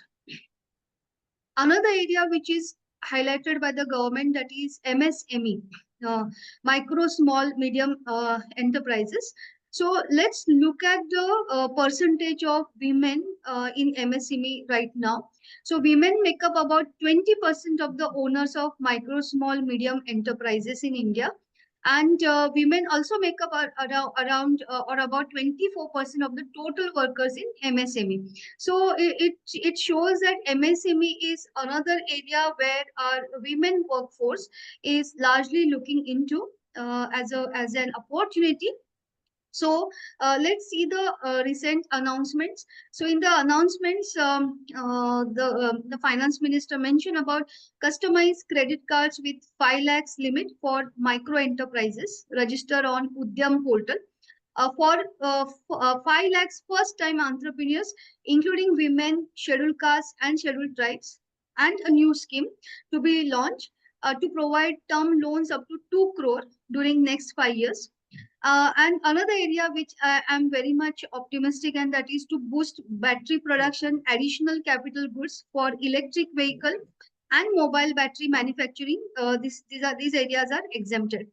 I find that this scheme will certainly bring fillip to the industry, and it also create a good source of revenue for women, as the credit guarantee cover has also expanded from 5 crore to 10 crores, and for startup that is expanded from 10 crores to 20 crores.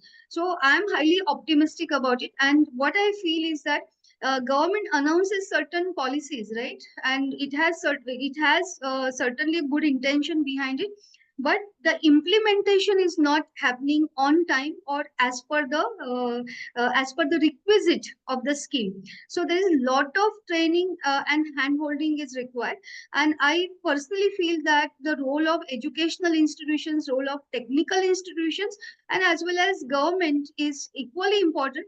So it's not just about announcing the policy, but the implementing the policy, and to ensure that the workforce is actively involved. That is very important. Next, that is education.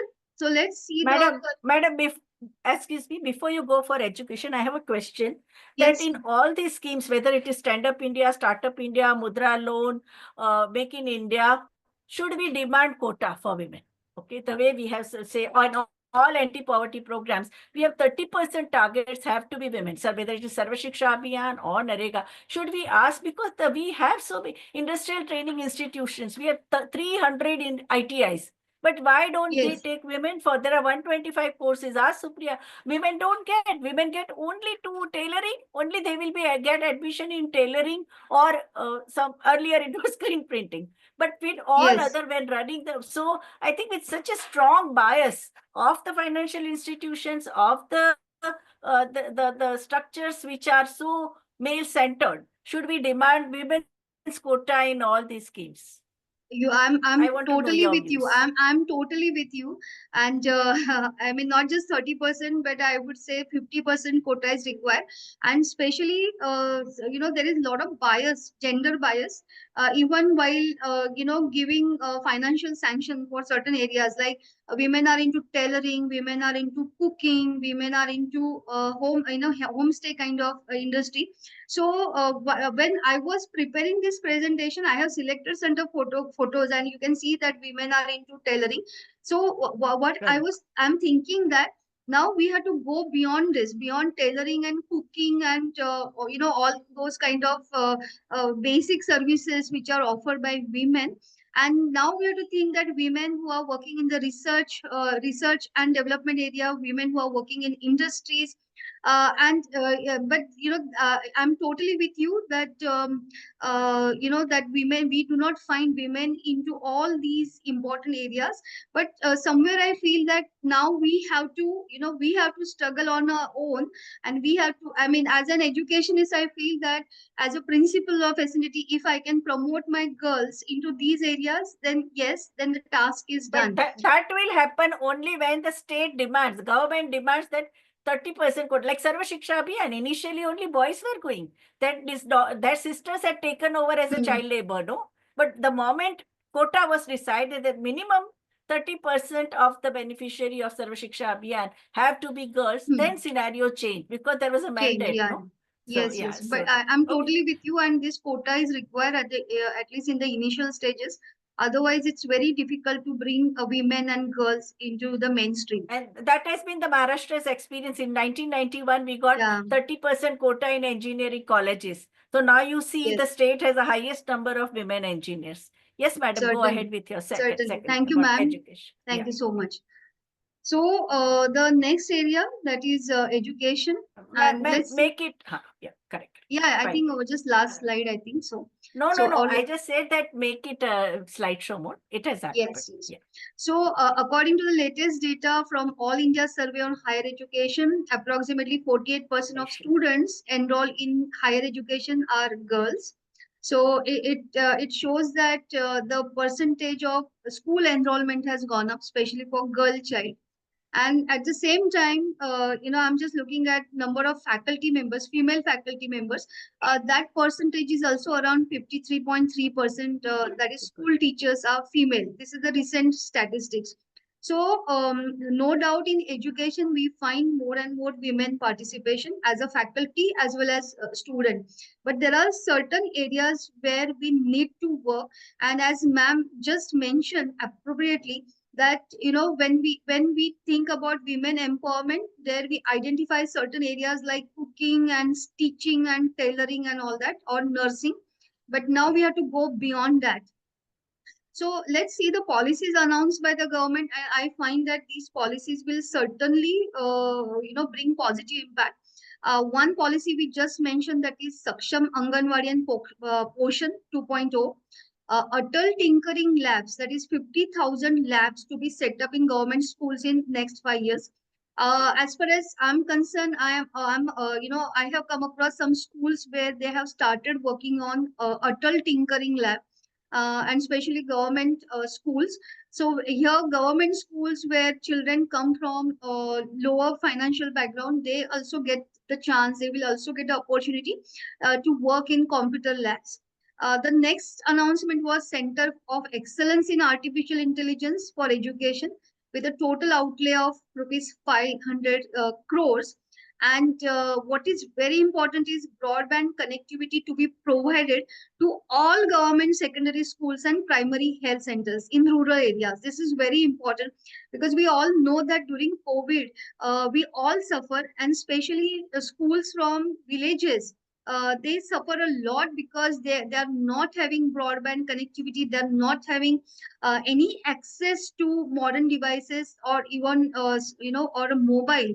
So I feel strongly that if government can implement this, whatever is announced in the government, if it is implemented, it will bring lot of change in the overall education sector.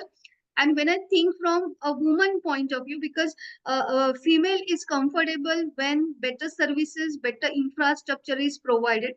So with more artificial intelligence and broadband connectivity, I find it more suitable, especially for women faculty as well as students over there. However, as far as education is concerned, male female gender bias should not be there. But unfortunately, even after 75 years of independence, we find that there is a strong gender bias in education sector. But I feel that if government implements these policies and announcements, it will bring lot of change in the education sector. In next sector that I would like to talk about, and that is health sector. Let's see the current statistics. That the current statistics says that in India, women account for a higher percentage of cancer cases than men. And it's not just cancer. There are so many other diseases a woman has to face.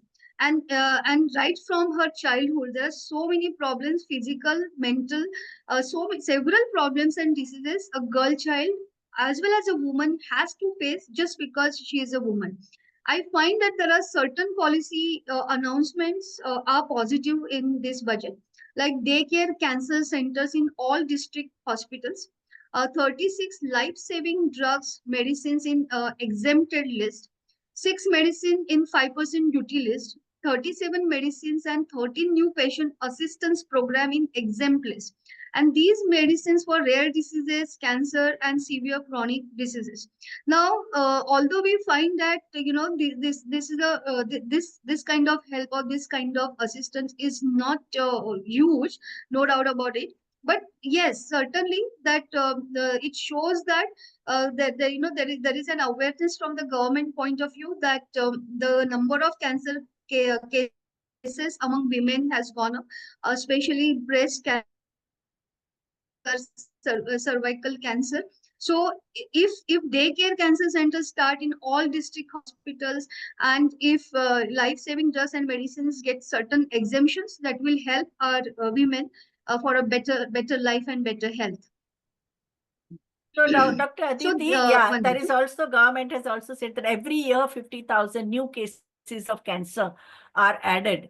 Breast cancer, for that center is very, starting a center within PHC is extremely important step.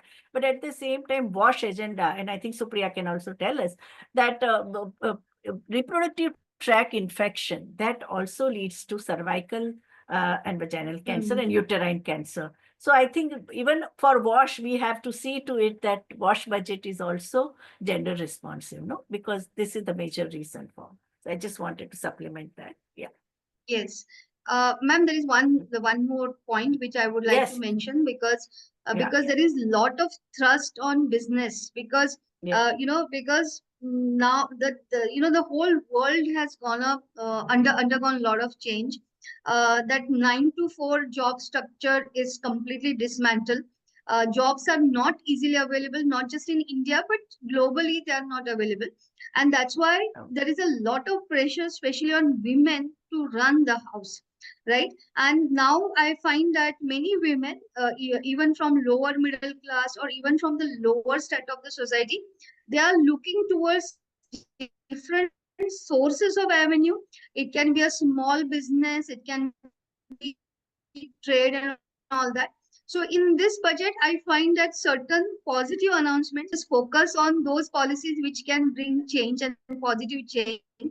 From trade point or from business point, government is keen on export promotion like duty-free imports, and especially for handicraft and leather sector. So even in the MS industry, second is toys or toy sector, and the third is food processing. So government identified these three sectors under MSME also, and especially from women centric. Although I'm really sorry to bring that gender aspect again, but yes, it's a fact that many women they find solace in these sectors, especially in food industry or toys industry or leather industry. So government has announced duty free, especially in the handicraft and leather sectors. Its government is also working on digital public infrastructure, that is Bharat Trade Net for international trade, that will be set up as a unified platform for trade documentation and financing solutions. And lastly, what I find very important, because we were also working on this idea during COVID, and that is India Post. That using India Post as a medium to connect farmers from villages and the market in the cities. So in this budget, our finance minister announced India Post as a medium promote the business, which will provide institutional account services, direct benefit transfer, cash out, and EMI pickup, credit services to micro enterprises, insurance, and other digital services. No doubt that Post is already converted into a bank. It is working as a bank. But these are the additional facilities, especially for micro enterprises and digital services, insurance. This is the add-on benefit which is announced in this budget. So sectors which I identify, and whatever announced in the budget, no doubt government will work, that much fund will be sanctioned. But when the funds trickle down to the lowest strata of the society, at that time the beneficiary should be alert that these are the benefits, or these are the avenues which are made available, and how the last beneficiary of our country is in a position, whether the person is in a position to encash the benefits. That is very important. And that's why I strongly feel that the role of educational institutions, role of skill institutions, I mean which provide the skill education, is very important. Under Ministry of Skill Development, the government has already started registration of young women, young people.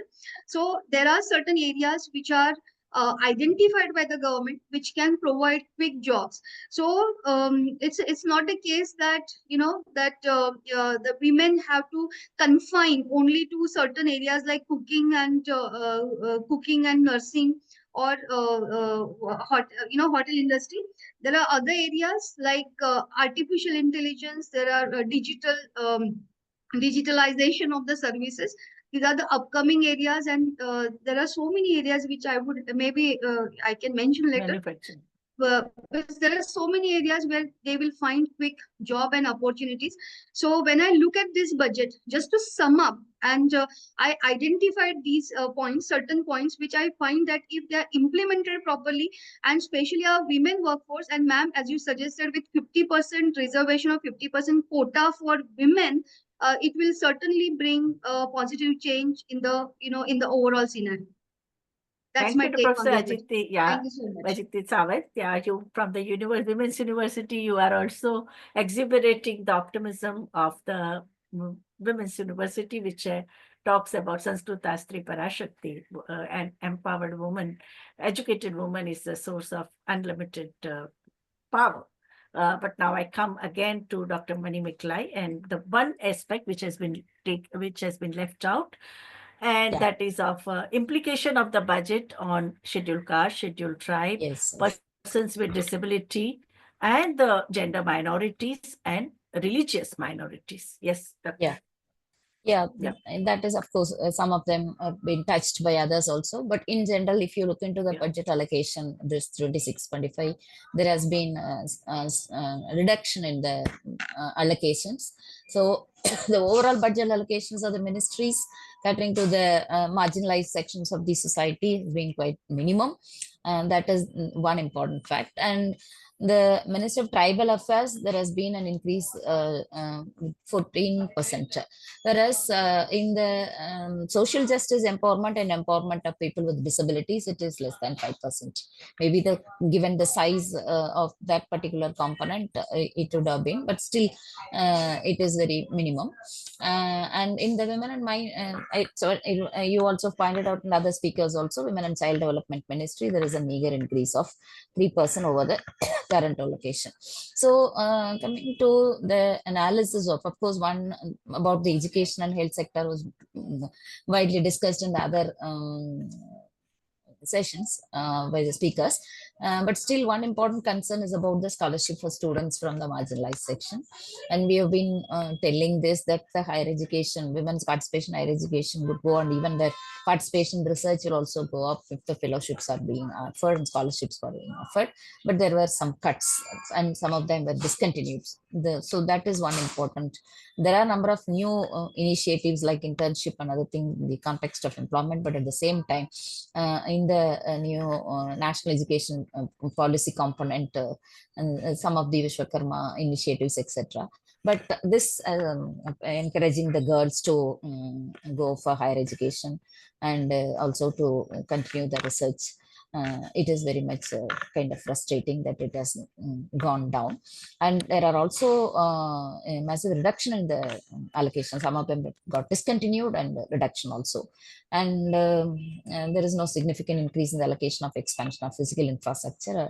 That is very important. And personal education and health sector, particularly the disability. We were talking about disabilities, and there are a number of institutions, whether it is the school education departments, schools or higher education institutions, the disabled friendly infrastructure could not be installed, and even if it is installed, it is not being maintained. So that really requires the allocation, and that is missing.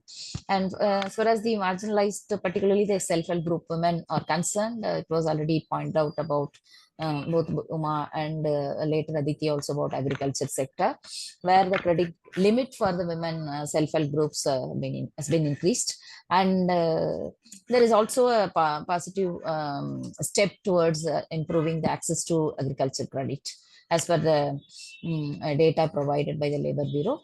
But one important concern here is again the real wages, whether irrespective of gender, whether women, men or trans, the real wages, particularly the rural real wages, remain stagnant, and it is not really capturing to the inflation, which they really bear the brunt, because the organized sector workers and salaried class, they are able to get the increment in terms of improved SBA, etc.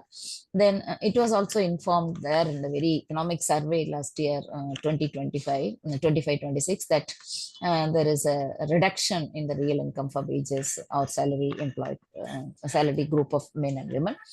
And another important fact observed was that the private financial institutions are really determining the life of women in terms of borrowing, because I already pointed out that the women feel comfortable approaching the private and the non-bank financial institutions, not the formal sector. I'm trying to tell that it is not the banks, that the formal credit means the non-bank. Also, sometimes it will be formal, but there are other institutions where it is. Then 60% of the credit women self-help groups. In some of the studies, it was mentioned that it is they rely on private banks, NFIs and non-bank financial institutions.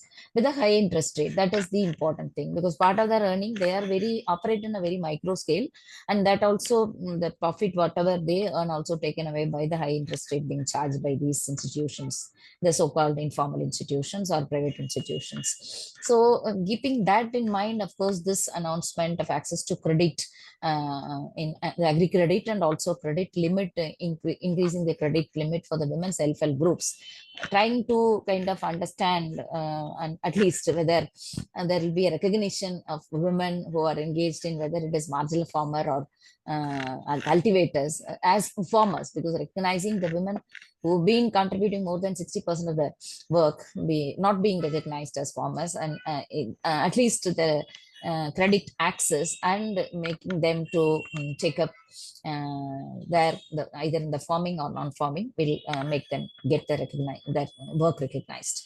And if that is done, it is fine. Otherwise, these private banks continue, and equally bad this microfinance institutions, they will continue to exploit the women, and they remain operating with the microcredit alone, these SHGs, and they get into the debt traps, which is often happening in several occasions. And if we are not returning the money on time to these non-formal institutions, they will also be kind of dangers of coercive treatment and the other issues they face. And therefore, in this context, it is like on the one hand, the given credit should be on the other there has to be also, if they go for work, the workplace inclusion, the safety, and the kind of measures to improve the labor force participation, because that is one of the underlying principles there, also there underlined there in the Viksit Bharat statement. They are crucial, that is to be built. And need to address also the systemic barriers, which was already mentioned other speakers also. Regarding the minorities, I'd like to again bring there are a number of areas in which there has been gaps. But at least the budget allocation, we can see that the actual expenditure of Ministry of Minority Affairs has particularly been very low throughout these 3-4 years, not just this year. 5-6 years. That is in the current year also, it has been kind of revised to 8.1 from, I mean, the increase only I can say from 1,868 crores in 2024 revised estimate to 3,000. So this is small increase. But at the same time, I was talking about the scholarship and closure of many schemes. So with that closure of many schemes at the ministry and lower level of budget utilization, both go together to kind of play on the sufferings and other issues of the vulnerable minority communities. And of course, among the minority communities, Muslim minority, particularly the education of the girls, which we are really emphasizing, and there are many girls are coming forward, and several institutions, minority institutions, are catering to their need, particularly the higher education also. So in order to kind of match with those interests, it is necessary that budget allocation will also be should also be more. So as of now, we are not clear about as to what policy direction the government is taking for the minority communities with this increased allocation, of course. So overall budget kind of give a lot of scope, I mean, hopes, positive hopes, the moment you look into that. But if you further analyze, and if you go into the deeper analysis, then how these allocations would be, whether it will be sufficient, whether it is increase over the earlier allocations, all these things are, if you kind of dissect and analyze, then it is giving a different picture. So there are also, of course, it is political, and you try to keep, the ruling government try to keep the kind of vote, the forthcoming elections, and therefore some schemes are being reinforced and even allocated more to certain states, and it is not happening in other states where it is not, I mean, immediately there is any election. So given that, again, we reinforce the fact that there is a need to be inclusive, where the CST, the minorities, the tribal, and of course the transgender also is very important. That is one of the neglected areas where they have been demanding, and there are a lot of state initiatives in this regional context. And the center is also making strides to capture their need, but still the allocation has been very, very minimal, and that should also be. So given this, all the minority communities, disability, the transgender communities, the minorities, and the SCSTs, particularly there, the tribal communities, and for also Northeast, these allocations have been kind of informing us very minimum. It is not up to the requirement, and it is also the responsibility of the central state, building the central state relationship, which is missing in certain context where the government is do not have the double engine government being ruled, and that should also be addressed. It shouldn't be kind of penalizing the people there where the ruling government is are different. So in that perspective, I'd like to re-emphasize that inclusive policies with more allocation towards this marginalized communities, the entire umbrella is the need of our, if you want to really talk about Vikshit Bharat and also the SDGs, which we are claiming that the gender equality is one of the areas, one of the major goals to be achieved. Thank you. Thank you. Now we are moving to this. There is a question from Madam Fatima. Would you like to go? Would you unmute and speak, or otherwise she has written 3 questions in Q&A box. Fatima Tariq, would you like to unmute and speak? Yes, I. Yeah, please go ahead. Yeah. Otherwise, she has written the questions in the Q&A. So can Purvi, Purvi Narayanji, can you read? Yes, ma'am. Am I audible? Yeah. All right. Yeah, so the first question says, to what extent does the 2025 to 26 gender budget translate policy commitments into actionable change? And she has also have another question. It says, does gender budget prioritize substantive gender equality over performative allocation, and does it exhibit sectoral or class biases in resource distribution? Yeah, So she has come already. Purvi ji, she has come. She can, Fatima ji, you can unmute and speak. Yeah, yeah. Hello, Fatima ji. Fatima Tariq ji, can you unmute and speak? Hello, are you there? Okay, so I think first 2 questions you can. Who would like to take it? Professor Paramita, Uma, Professor or Professor Manimekla? Manimekla has spoken. So yeah. Yeah. Yeah, looking into that, of course, thanks to Shruti who presented also. So definitely we appreciate the increase in at least the percentage of gender budget towards total budget, and we only feel and hope that it will be turning into the actionable strategies. And of course, as Vibhuti pointed out, there is also a responsibility from both the center and the state. So whatever is being allocated is to properly be utilized. And we have already pointed out the gaps. So those gaps also, like whichever the area in which the allocation has been quite low, is supposed to be addressed. So in that way, definitely the first question is that it has to be turned into an actionable strategy, whatever the budget allocation. That is the ultimate aim also. And if it doesn't, the gap should be located, and accordingly each stakeholder or its ministry, whichever is responsible. And of course, these priority must also be on the vulnerable sections of the population, the marginalized, because now whatever the middle class sentiments have been captured, it is to kind of, obviously, because for the past 2-3 budgets there is an expectation, but at the same time it cannot be at the cost of the allocation which was cut there for the other general budget. So that I would like to underline. Thank you. Second question, gender budget. What is the second question, Vibhuti? Should I or anybody else? I think Paramita ji can also answer. Uma also. Whosoever. Okay. What is the second question, ma'am? Can we again? Yeah. The performative allocation and exhibit the sectoral or class biases in the resource distribution. Paramita ji, you can take it up.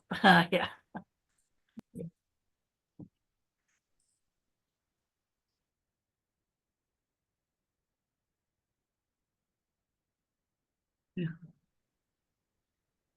Sectoral and class biases, these are always there.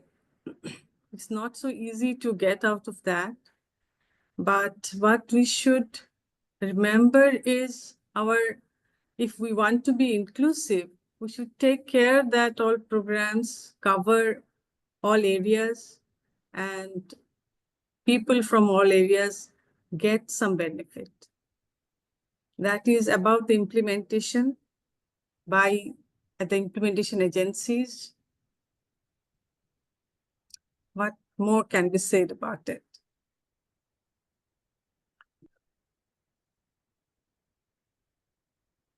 Third question is also there. Yeah. What is the third question, ma'am? Actually, along with the Professor Baromita, I would like to add one point regarding. Yeah. Actually, there is a critic on implementation always as far as India is concerned, there is a critic of implementation part. Yes. When it comes to implementations, there are many critical questions arises. Even allocation also, if we made allocations also, how much we could able to implement those policies successfully in the ground level. That is always we have to critically look into it. Some states they successfully implement certain schemes, some states not able to implement successfully. So it is important to concentrate on implementation part. That is very important, whether it's a district level or below district level. Even some schemes, when it comes to Narega, it's mostly gram panchayats. They are the responsible for implementing successfully. If the panchayat president, they are very sensitive towards this particular scheme, they could able to implement very successfully. Yeah, but we have also seen that even at the top level, so many schemes such as Nirbhaya Fund, since 2013, 1,000 crores are allocated. But hardly any state have, only 4 or 5 states have sent proposal because gender-based violence is not their priority. So it is right from the secretariat of various state governments, they have not considered it as a priority. So I think it is very important that centrally sponsored schemes, where they are backed by the state governments also, no? So Yes, those I biases understand. also will have to. So those Yes, biases also will have to be challenged. No, yeah. Yes, ma'am. Yes, ma'am. This small example here I would like to bring with regard to Nirbhaya Fund. Even in universities, they can install the cameras to reduce the gender-based violence. Recently, there was an incident in Chennai. The most of the cameras in a particular university, it is not in a working condition. So you are absolutely right. Implementation, when it was in a centrally sponsored schemes, even state government below state district level or panchayat level, sensitivity towards gender issues is very important to implement successfully. I would like to talk about one more example. Like we wanted, we hailed really the DBT, direct benefit transfer schemes, which request your bank accounts and link with Aadhaar card. In many cases, sometimes it happens so that the beneficiary cannot register because of some mismatch, cannot link with Aadhaar and gets out of the benefit role. So what we think is technically possible in the fields, always it doesn't become reality. So we should also be looking into the way we should address all these ground level issues. In implementation, also implementation agencies face so many problems.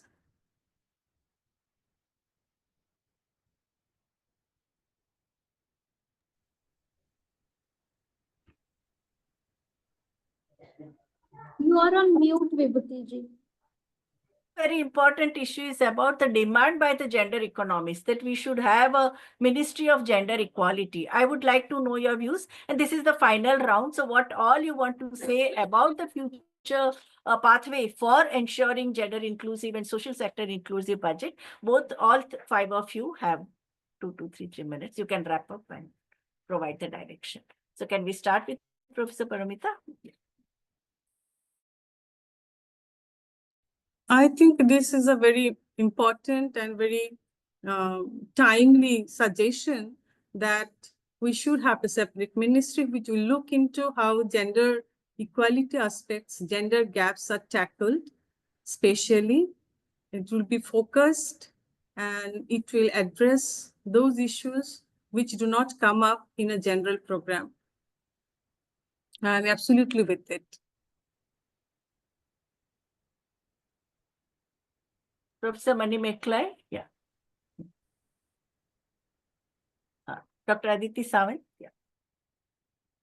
Namaste, ma'am. So, I'm completely with you as you said that reservation of quota is required. No doubt that despite of talent and the natural strength of a woman is deliberately kept away from the mainstream. So we need to have certain protection. And it's not just the workplace, it's not just a certain sector, but what I feel that the women reservation has to be there in politics, because women need to have power, and unless and until a woman is not in the power, it's very difficult to implement all these policies successfully. So far so good. The mindset of the overall society is that woman is always at the receiving end. So it can be government, it can be the head of the house or the family. They will give something and the woman will always will be at the receiving end. Now we have to change the trend that woman will not be at the receiving end. It can be any policy of the government, but the woman will be there in power. And it's very difficult for a woman to get into politics or to get into important decision making roles. And that's why I strongly believe that in such budgets there should be government cannot announce, but some certain kind of leadership programs for women. There should be some financial aid or financial help. At the same time, announcement of institutions which will promote leadership among women. This is my take on this. Thank you. So I think it also takes care of what Fatima ji has asked, that if there are such a, how will government manage the social dynamics and potential backlash in regions where traditional gender roles are deeply at risk? I think here comes the role of everyone. All the state and non-state actors will have to work. So civil society organizations, like community-based organizations like Supriya Jan, they have been doing it day in and day out. And can you just speak, Supriya ji, about how this social dynamics and potential backlash your organization is tackling, and can it be replicated all throughout the country? Yeah. I also had 2 points which I had missed earlier. So to conclude, one is about addressing unfair care burden is nowhere it is looked into. Secondly, about WASH, which I forgot to mention, water and drinking water and sanitation. There has been crores of budget for both this, but most of the budget goes into infrastructure. And overall, when we think about these and other areas, mindset shift, behavior change, awareness program. So thinking about funds for all these. Otherwise, infrastructures are being erected and operation and maintenance remains a big questions ahead.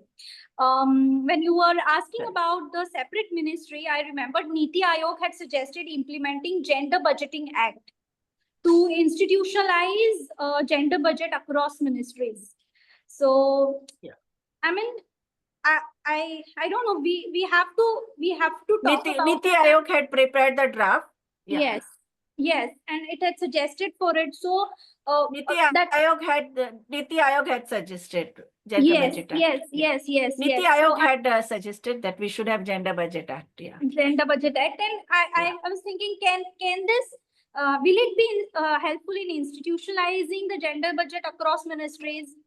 I don't know, because it is all about mindset, about how we look at it. Otherwise, acts and laws will come. Because if we see the current scenario, it is 28 states have started are doing gender budgeting, out of which and so many still 10 more have not even started.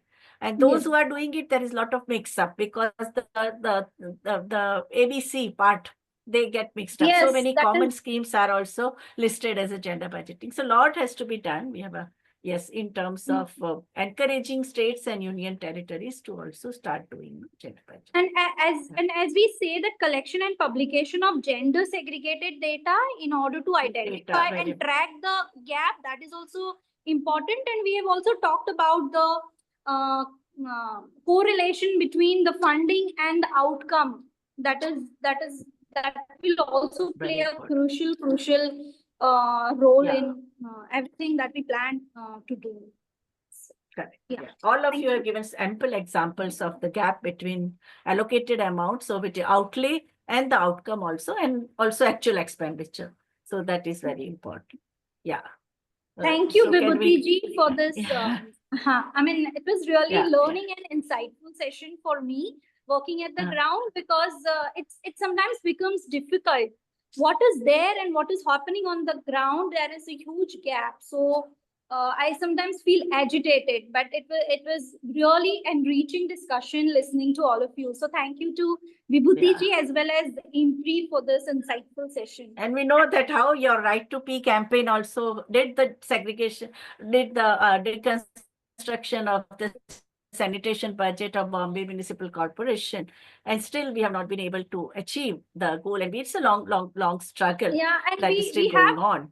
So we have a gender budget for last 11 years in Municipal Corporation of Mumbai for women's sanitation. But again, as we discussed, implementation is a big issue.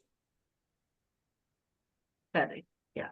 So I think, that is very important. So now we can wrap up today's discussion. I think it was a very important, rich discussion with a lot of regional flavor that we got, and also the ground level experiences and case studies. And we all understand that budget represents the financial plan, and it is most important significant policy instrument of the state government, like for establishing macroeconomic stability, fiscal efficiency, strategic priority, and most importantly for ensuring equitable distribution of the national resources. And that's why today's panel discussion, which is focusing on gender responsive budgeting and social sector budgeting, also brought out very important insights, starting from Professor Paramita's Saha's presentation on the macroeconomic reality, and after that coming to the social sector and the gender budgeting and systemic barriers that we are facing, need for gender disaggregated data, the question of reproductive health care, so many vector-borne diseases, primary health care versus the lifestyle diseases that gender minorities and women face, and some of the interventions, like when it comes to one-stop crisis center, which is now known as Sakhi Kendra,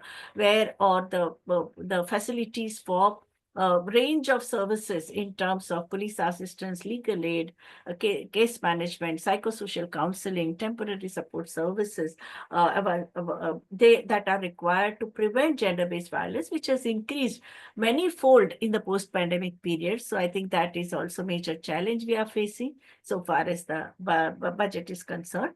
And then the question of nominal increase in education budget or food security budget or JJM or PS Awas Yojana or NREGA or PM Gram Sadak Yojana, Jal Jeevan Mission, National Social Assistance Scheme. I think that was also explained to us by our panelists like Professor Mani Meklai and Dr. G. Uma. And last thing, which is very important, that now we have nearly 1.8 million women who are in the Panchayati Raj institutions. They are the first person contact for the communities, both in the rural and urban areas. And if we talk about only democratic decentralization, which is not backed by the financial decentralization, I think that is also a major problem. So in the union budget, you may have many states and state the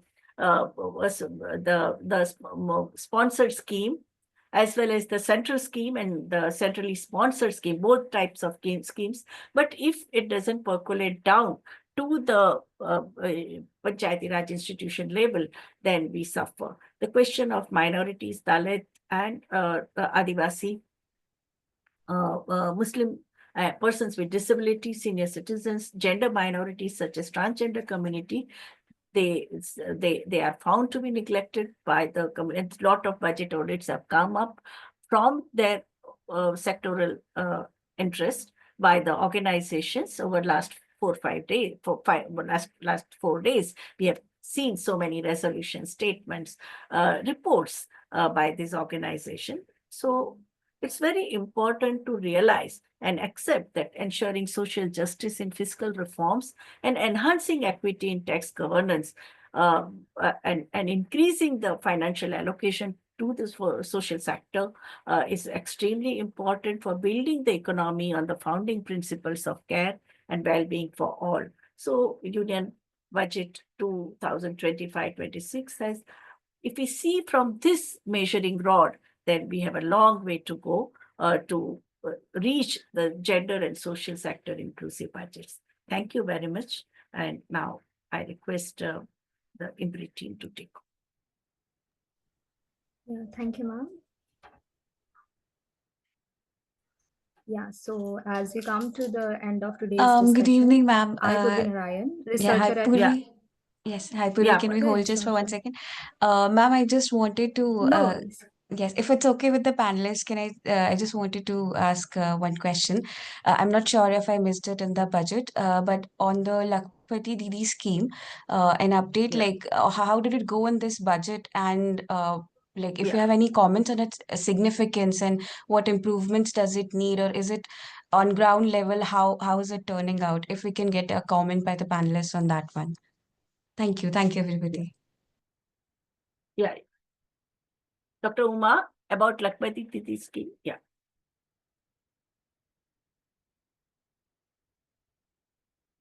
Please unmute yourself. Good evening, everybody. With regard to Lakpati Didi scheme, in some states, they could, for example, Uttar Pradesh, in some states, they could able to implement. Like, for example, in Haryana, in some states, we have done a small, like a ground level study that we could not able to see that much success. Lakpati So Didi. what are the limitations that you found in terms of forward and backward linkages, or the response from the bureaucracy, or response from the various departments of the state government? One is the response from the various departments of the state governments. That is, I could able to see the limitations. Second one is that forward and backward linkages. That is that also there is a limitations. Like in some few states, there is a very less response from the state governments as far as Lakpati scheme is concerned, because we have specifically we have we have done a groundwork to include those schemes as part of our diploma in women's empowerment and development. That is this that program itself we have designed for like self-help groups. Does it take care of Ground Didi scheme also? Yes, ma'am. Ground Didi scheme, when it comes to Ground Didi scheme with regard to agriculture, same like, for example, in Haryana, it's very successful. But in Tamil Nadu, just now they have started it. That too in a specific area it has started. Here also, I would like to say that implementations, we need to take care of it. How much we could able to sensitive, like how much we can able to sensitize the district level officials. How far they are gender transformative in their approaches. That is very important. Because that's what in some states they have said, that we have these drawn, we have learned that we have taken the training, but what do? We are not getting any assignments, no, or the offers. Yes. So the coordination of women elected representatives, the local bureaucracy, district authority, and this thing, the what you call service take, the demand side. All of them has to three coordinate. has to be coordinate, then only we could able to see the success. That's why finally I would like to add only one point. Like now most of the states, women and social justice department of that, also Ministry of Women and Social Justice. Instead, my suggestion is that Ministry of Gender, something we need to look at. Gender transformative approaches should be there in every aspects. There is simultaneously there is a discussion going on about gender neutral thing. How far as a like a feminist economist, like we put forward very strongly about gender transformative approaches in each and every government policies. That is very important, very significant. Thank you. Would you like to say anything, Professor Paramita? Please unmute. Yeah.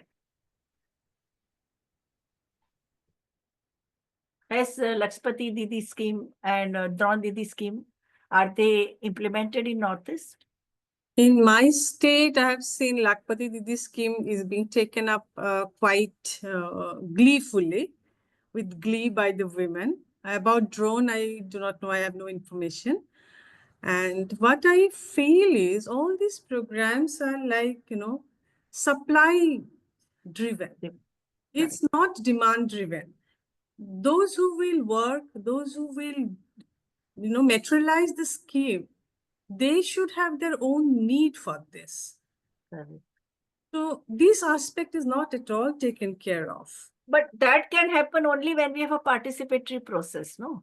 So gender responsive Without participatory that, process, do you then think only any process can be successful without involving the you then give training and it ends there. And I have seen people for skill training, different skills, one after another. One person is coming and taking training for 21 days, 1 month. They're taking training, and it doesn't reflect into any income generating activity. Unless that demand is there, or you can motivate the person to do that, or handhold with them, these schemes, how can this be successful? There should be, lot of thought should be given to that. And regarding the bias and all that, I was skill per se doesn't take you anywhere. Yeah. Also, regarding the implementing agencies and persons involved in it, they also need some training. This aspect is also not looked into. The gender bias is not so easy to come out of. These ideas and these biases are so deeply entrenched. Everybody into the doing of things should be trained, should have some exposure, sensitization. That is what I feel. That's very important. Yes.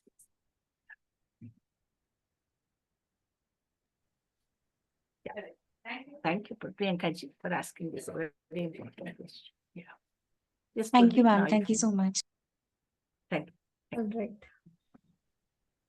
All right, thank you, panelists, for answering the last question and answering in such great details. Shall we proceed with a formal vote of thanks? Yes. Okay. Yes, Purvi. All right. Yes, so as we come to the end of today's discussion, I, Purvi Narayan, researcher at IMPRI, Impact and Policy Research Institute, would like to propose the formal vote of thanks on behalf of IMPRI, Gender Impact Studies Center, GISC. I would like to thank all of you for attending today's deliberation, a panel discussion on gender, social inclusion, and Union Visit 2025-26. We are grateful to our chair for the session, Professor Vibhuti Patel, and our esteemed panelists, Professor N. Manimkalai, Professor Paramita Saha, Dr. Aditi Sawant, and Dr. G. Uma, and Ms. Supriya Jain. And last we had Dr. Sang Mitra Dhar. For taking part in the discussion and enlightening us. We thank all our participants who have raised pertinent questions and actively participated in today's deliberation. We are grateful if you are watching us later on YouTube channel or listening to us on our various podcasts or reading our publications. We look forward to welcoming you for our next budget deliberation today at 6:30 p.m. for Population, Health and Union Budget 2025-26. You may also find more thematic events and book discussion under the IMPRI Web Policy Talk series. We hope you continue to join in future to our IMPRI Web Policy Talk and Web Policy Learning. Wishing you a good evening. Thank you. Yeah. Please announcement that that this panel discussion has been streamed on YouTube in all social media, LinkedIn, Twitter, Facebook Live, and also on WhatsApp. I have also copy pasted the link in a chat box. You can also use that link for watching the panel discussion of today. And all other panel discussions are also there of this whole union budget series in the public domain. Yeah. Yes, absolutely. Participants can refer to that link and thank you, watch Purvi. all the videos on our YouTube channel. Yeah. Absolutely. Thank ma'am. you all. Thank you Yeah, so much, thank you ma'am. all my co-panelists and also Purviji for moderating the session. Thank you. Thank you, ma'am. Thank you so much for the opportunity. It's Yeah, a learning experience for For me. all of all of us. You made such studied presentation, all of you. And Professor Paramita set the tone, so which was very important. Macroeconomic framework we got. Yeah, thank you.